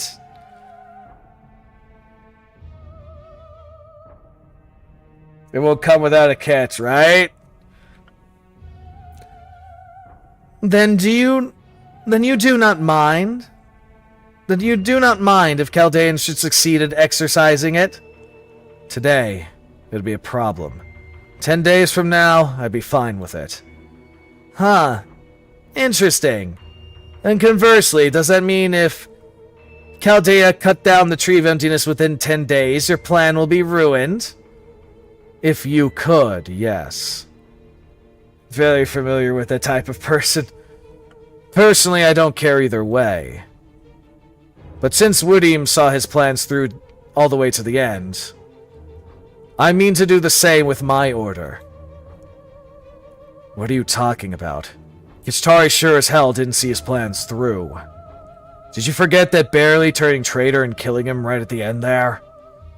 I'm speaking of will, not results. He didn't go about his plan because he was absolutely certain it would work. He managed to do so, even though he was at death's door the whole time. Because he was driven by his will. He had no choice. Even at the end, he never lost that will. He might wish things ended up differently, but he had no regrets about his actions. That's what I mean when I say he saw his plans through to the end, even if he didn't succeed. Well, I guess you got a point there. But I digress. This is not what I've come to talk about, and I don't have much time to spare today. I have a question for you, Kodik. Why don't you have your own servant with you? You're a master, so if you used a servant, escaping this place would be easy. Why would I have one of my own? I'm a cryptor turned traitor. Chaldea never let me summon a servant on my own, and I wasn't planning to ask anyway. No, not that. I'm asking why you don't use the one you already have. Huh? Ignorance really must be a bliss. I can see why Pepe couldn't stop himself from looking after you. Are you telling me Anna's still around? I'm talking about your Cyrus Light. The spell inside you that can generate dozens of times more magical energy than a command spell. The explosive device that instantaneously amplifies the user's magical energy circuits. Of course, using it kills you, since it could cause you to implode. The Cyrus Light is a bomb. A kind of insurance Malsbury prepared to ensure a cryptor can always complete their order at their race shift destination if they failed. Even if it meant destroying the entire site to do so. It's a good thing Ophelia was already on the brink of death. She died before her Cyrus Light could kill her. Had she used it before she was injured so badly, she would have died, taking Chaldea and the Shadow Border with her. I kind of figured, but why Barely was there? That's why Barely was there, right? To make sure we used them. If a cryptor ever got scared and tried to run from a singularity, he'd force them to activate their Cyrus Light and complete the order by destroying the singularity's distortion. That's why there were 7 of us. Because Masbury never believed we were able to restore humanity. That was his intention from the start, yes. Man, Malsbury's a dick! So, what are you saying? You think I should use my Cyrus Light and kill us both here and now? You could, but Da Vinci and Nemo are both in the next cell. If you don't mind killing them too, I won't stop you, but I won't recommend it. The Cyrus Light may be a bomb, but for a master it's also a wild card. It lets you order your servant to do something far beyond the usual bounds. Remember what I said about Ophelia? You won't implode if you kill yourself shortly after using it. Once you use it, your death may be inevitable, but it can at least give you a chance to accomplish something first. The choice is yours, Kodik. That's it? That's what you came here for? To see who I'm up against. Since I can't kill you, it was the least I can do. Well now, that was something. Nothing I heard about him could have prepared me for meeting him in person. Even though he was right there in front of me, it still didn't feel real. Nor do I have any idea what he was talking about. I'm impressed you were on a team with him, Kotick. I feel more like I was talking to a hole in the very world than a person. Yeah, I know. I felt the same way at first. Believe it or not, he's actually pretty thoughtful, and the guy can read a room. He's the kind of guy who only says what needs to be heard, so there must be a reason why he brought up the Cyrus Light just now. He's telling me to think about where I want to use mine and what to use it for. Scion, I have a favor to ask you. Would you mind keeping this discussion to... yeah, copy that. Do you want me to keep to myself what was said about the Cyrus Light's intention use, right? I worded that weirdly, but that's okay. I like to refuse, but I'm forced to admit that you still have yours because I was unable to remove it from you. So I'll follow your lead here. I too know how to read a room after all. So we've established that Kotick has a basically mage-type suicide bomb in him. That's great.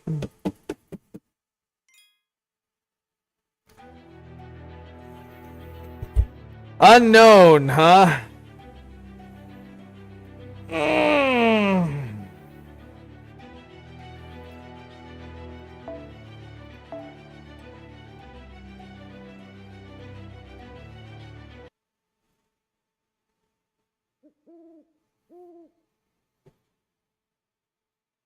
You know, that reminds me. Let me just see how many sections Lost Belt 7 has. Because at the pace I'm going, I mean, I'm making pretty good time, but... At least I think I'm making pretty good time.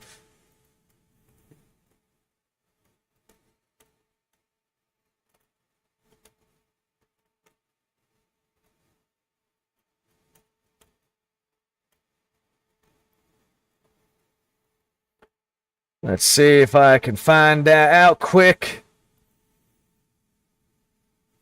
Do-do-do-do.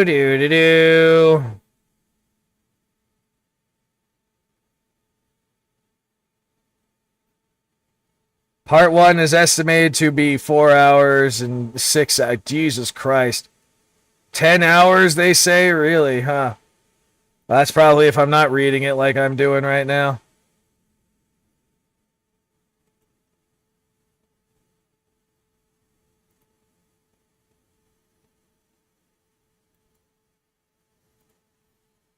But still, how many...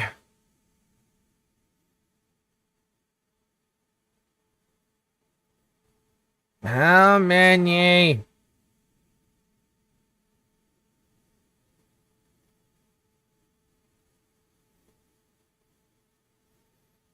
I want a fucking number, goddammit.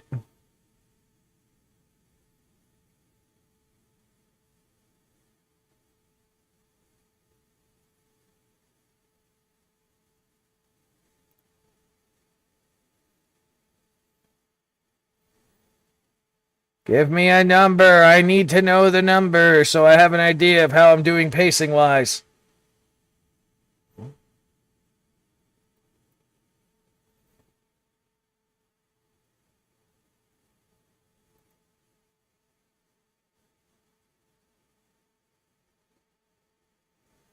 Let's see.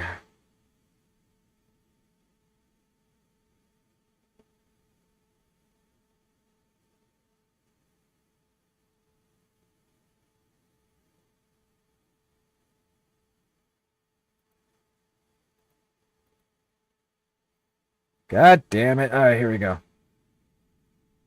And we got...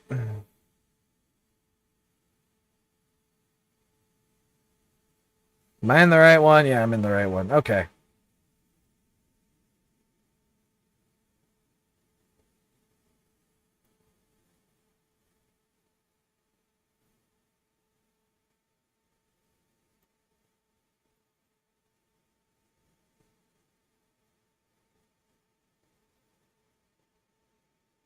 Man, this is a long fucking page. Holy shit. I just want a number. Is it that fucking hard?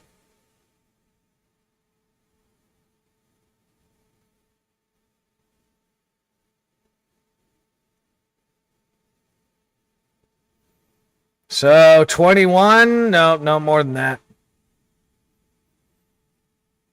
24 sections. Okay.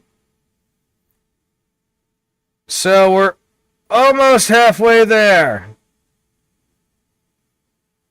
Almost. Got it. Ah, my fucking everything.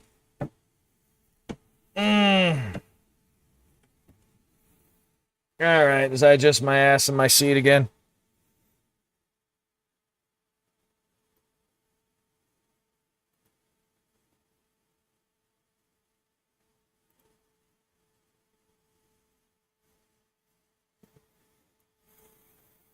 Okay, so thinking about the... it's okay. Let's continue with this, finish this one, and then...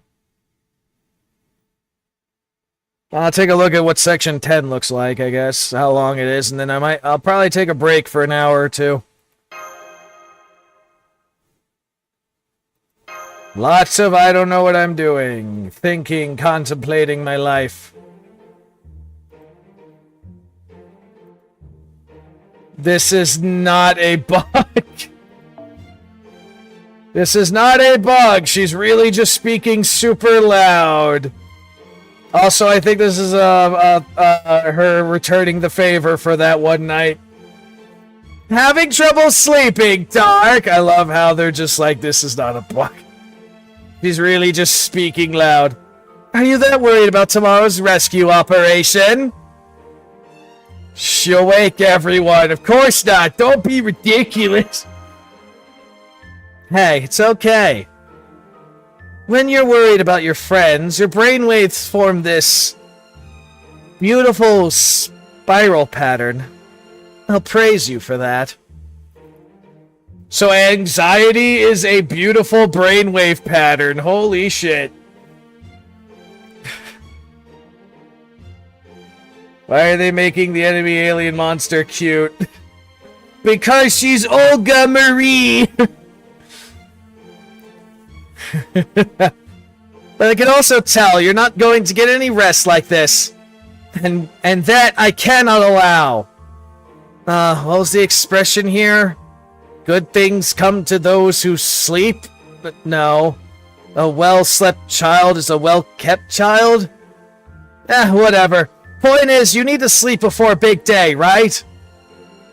If you can't do that on your own, then I'll help you. You just need to be really, really tired, right? Then leave it to me. I've never done this before, but it's super easy, so I'm sure it'll go great. Oh, this can't possibly end well. Alright, empty your mind and leave your body in the universe's hands.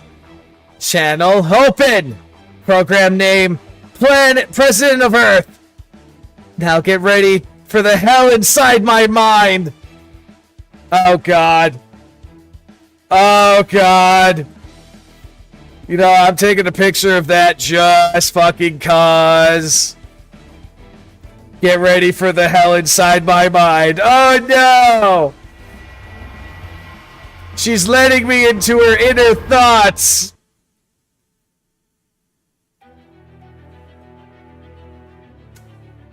I'm gonna see some fucking crazy trippy shit now, aren't I? Looks like someone's got the altar. Fucking sticks her tongue out at you. Even during that, she fucking sticks her tongue out at you. That's fucking... Alright. It's kind of fucked, though, but alright.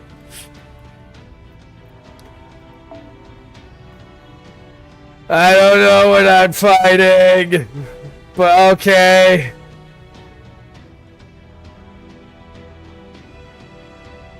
Wake your ass up and control her hormones. I don't know what I'm fighting, but okay.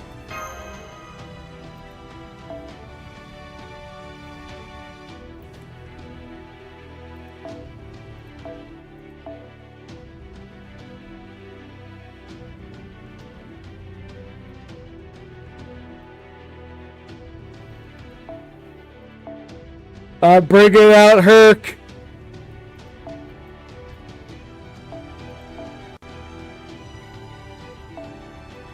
I don't care if I'm overcost. I'm adjusting things anyway. We'll keep Lollylot, I guess.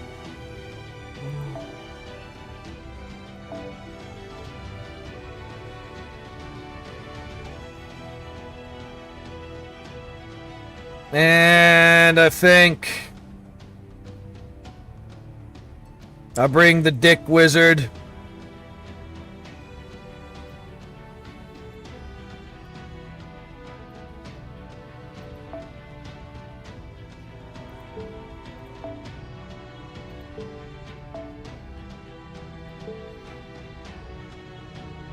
Maybe I'll replace you. I don't know. I'll think about it. And then I gotta go with someone who's low. So, let me see.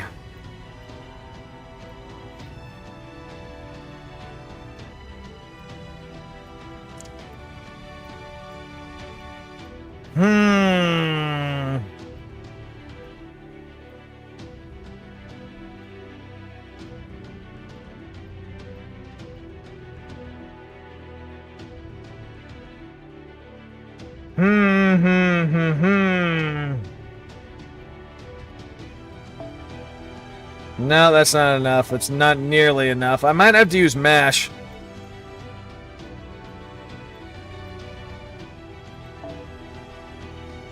Even if I use MASH, I don't think it'll be enough.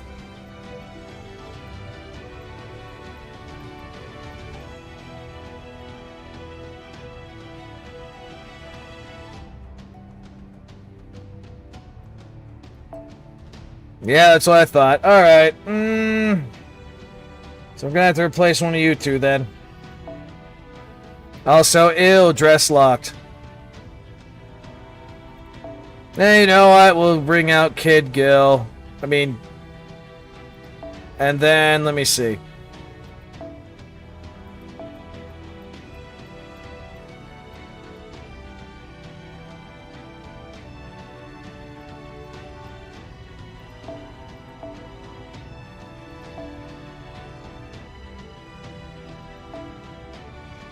Give you Ideal King.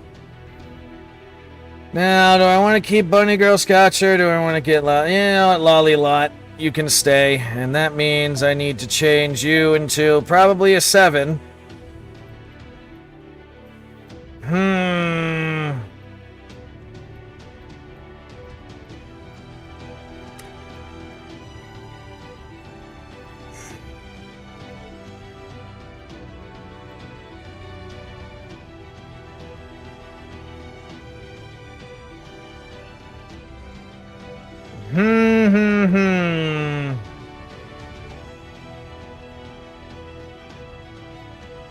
Who do I want?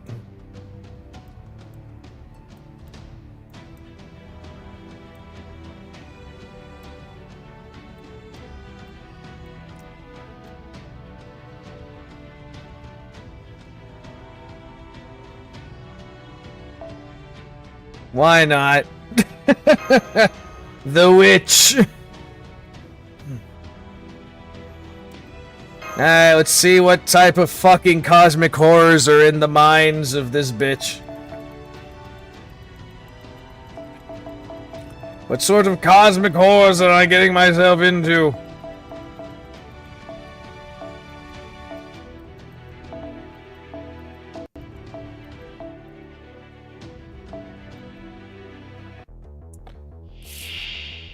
Oh god. Okay. Well, at least they're not strong, but okay, this is some BB shit going on now. Okay.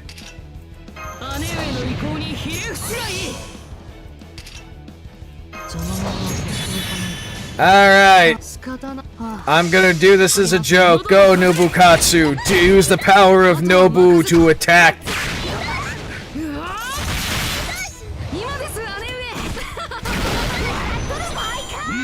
Ha ha! You've got beaten by a Nobu.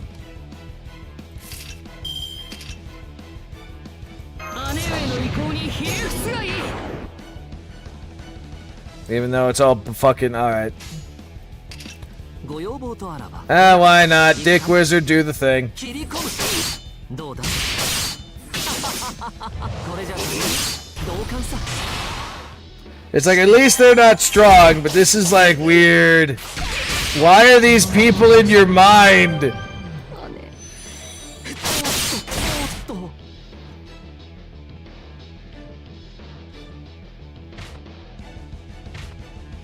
Oh god, the terrorist clown is here. Alright, I had that on. 君に全チップをかけよう頼むぞ楽園の端にようこそ Alright, do the thing, Herc in my knees. And meanwhile, Dick Wizard will do that. もなく城もなく国空の始まりの空魂のありかを見せようかガーデン・オブ・アバロン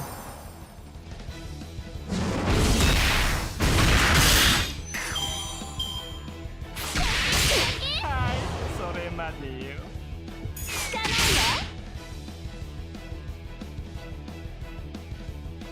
Carmilla. Okay, this is the weirdest fucking lineup of servants. 戦いであれば If they're all supposed to be related one way or the other. Now, I don't really want... On one hand, I'm like, yeah. The other hand, I'm like, eh. 両親接続 オーケー Gang stop on Carmilla. Go. 切り込む輝き お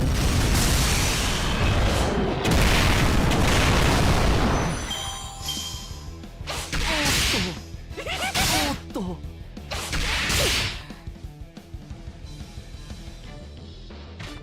Who calling altar? Oh god, now fucking Meb is going to be fangasming. That needs to be removed immediately. そこは壁もなく城もなく Immediately. 魂のありかを見せようかガーデン・オブ・アバロン切り込むどうだ夏だからね派手に行くよ 私の声を聞きなさい Oh no, Herc in my knees has been fucking charmed.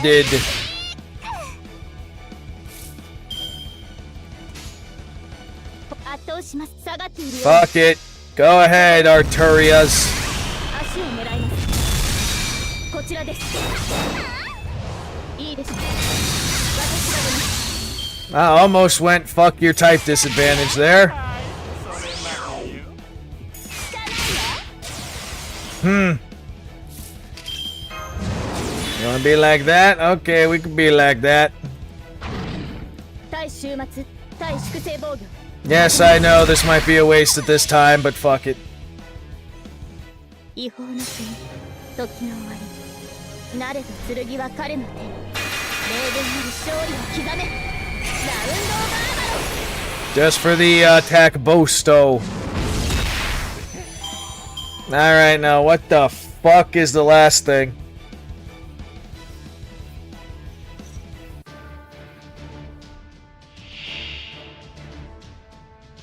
Accursed servants. The fuck? Okay. And it was unremovable. Resistance to all attacks and immune to debuffs. What the fuck? Okay, this is some weird shit, but alright.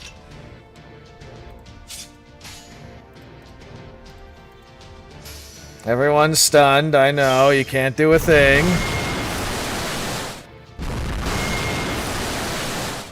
Well, it turns out in hindsight it was a good thing I used that NP. Are you fucking kidding me? You're gonna be doing that the entire time? It's one of the... Why? Why are you cheesing?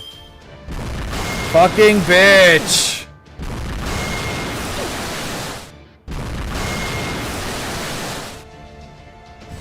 Does it again. What the fuck? I can't fucking do anything. This motherfucker keeps fucking stunning me. What the hell? Notice of Terminus. Okay. The fuck was that?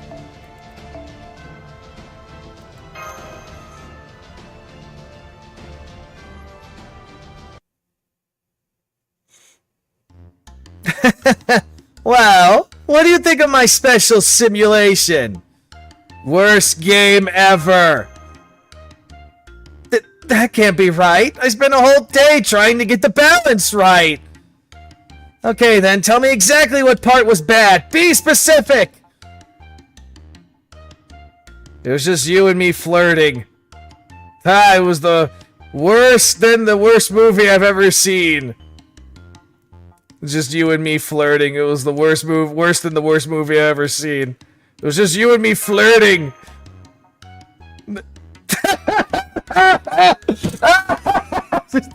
Can't not even fucking speak letters there.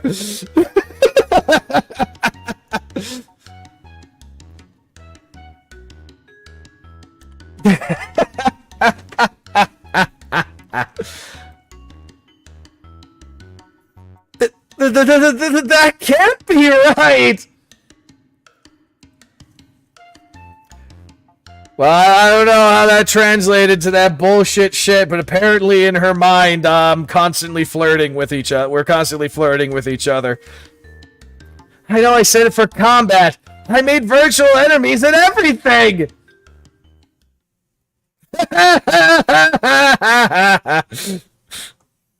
All that aside, was that last enemy... Huh. So you did get what I was going for. That's right, the last enemy was my recreation of Tolek. The divine spirit we heard about at the storm border. There's a really good chance we'll fight her tomorrow, right? So I let you get some practice in ahead of time. By having her fucking stun me every fucking 5 seconds. If you're going to fight her, you need to be prepared for the endless floods and river currents so strong you can hardly move. She never would have taken them by surprise if I had been there.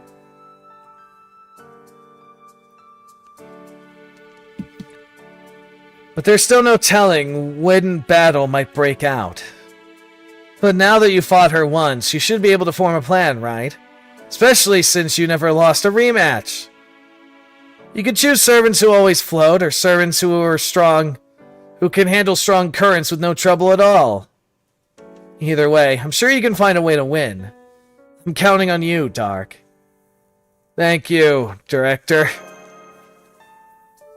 There you go again. I keep telling you, I'm the President, not the Director. Director's obviously a much lower rank than the leader of a nation. Although, for some reason, you calling me that doesn't bother me. The genocidal alien bent on destroying my race can't be this cute. And fucking Tempu pops up. Whoopsie. Tempu, you're awake too? I am. Don't be too surprised, though. Mash is eavesdropping right over there, too.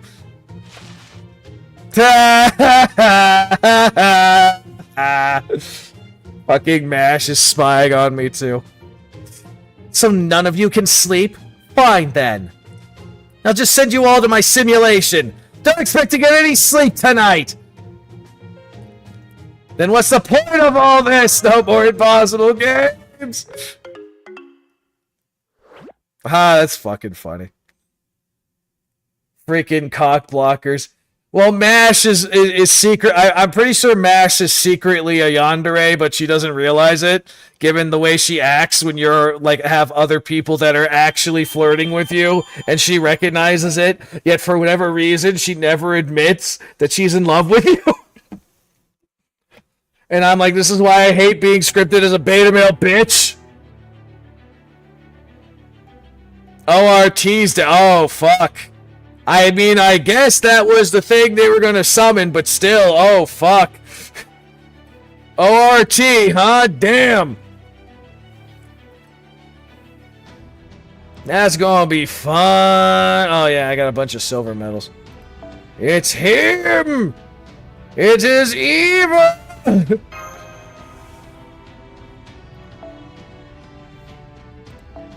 Alright, I'm just gonna get rid of this now. I do intend to come back to this later. I'm just gonna take that break, like I said. ORT, oh no!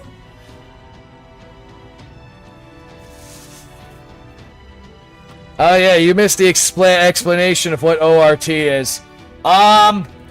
Basically, it's a sleeping alien demigod thing that, if woken up properly, will basically destroy everything in its fucking path. So it is literally a sentient apocalypse. At least that's what I got out of it, basically, in the simplest of terms. Gotcha, yeah. So, that's a thing, and we are probably going to be fighting it. I don't see this Lost Boat going away where I don't fight ORT.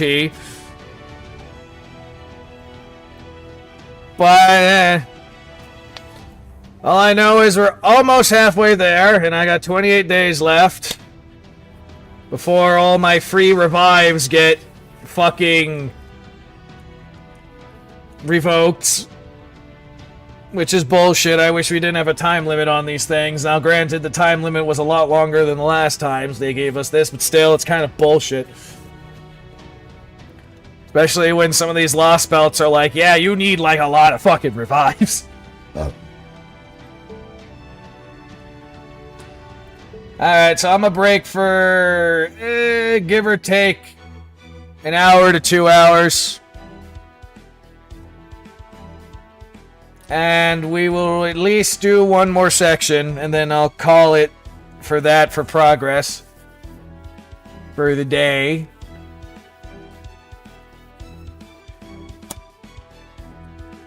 And then after dinner, assuming certain things don't happen, I'll do the Assassin's Creed stuff, but that'll be for now. Like I said, we've been at this for, what, 4 hours at this point? Yeah. So, definitely be taking a break. Alrighty.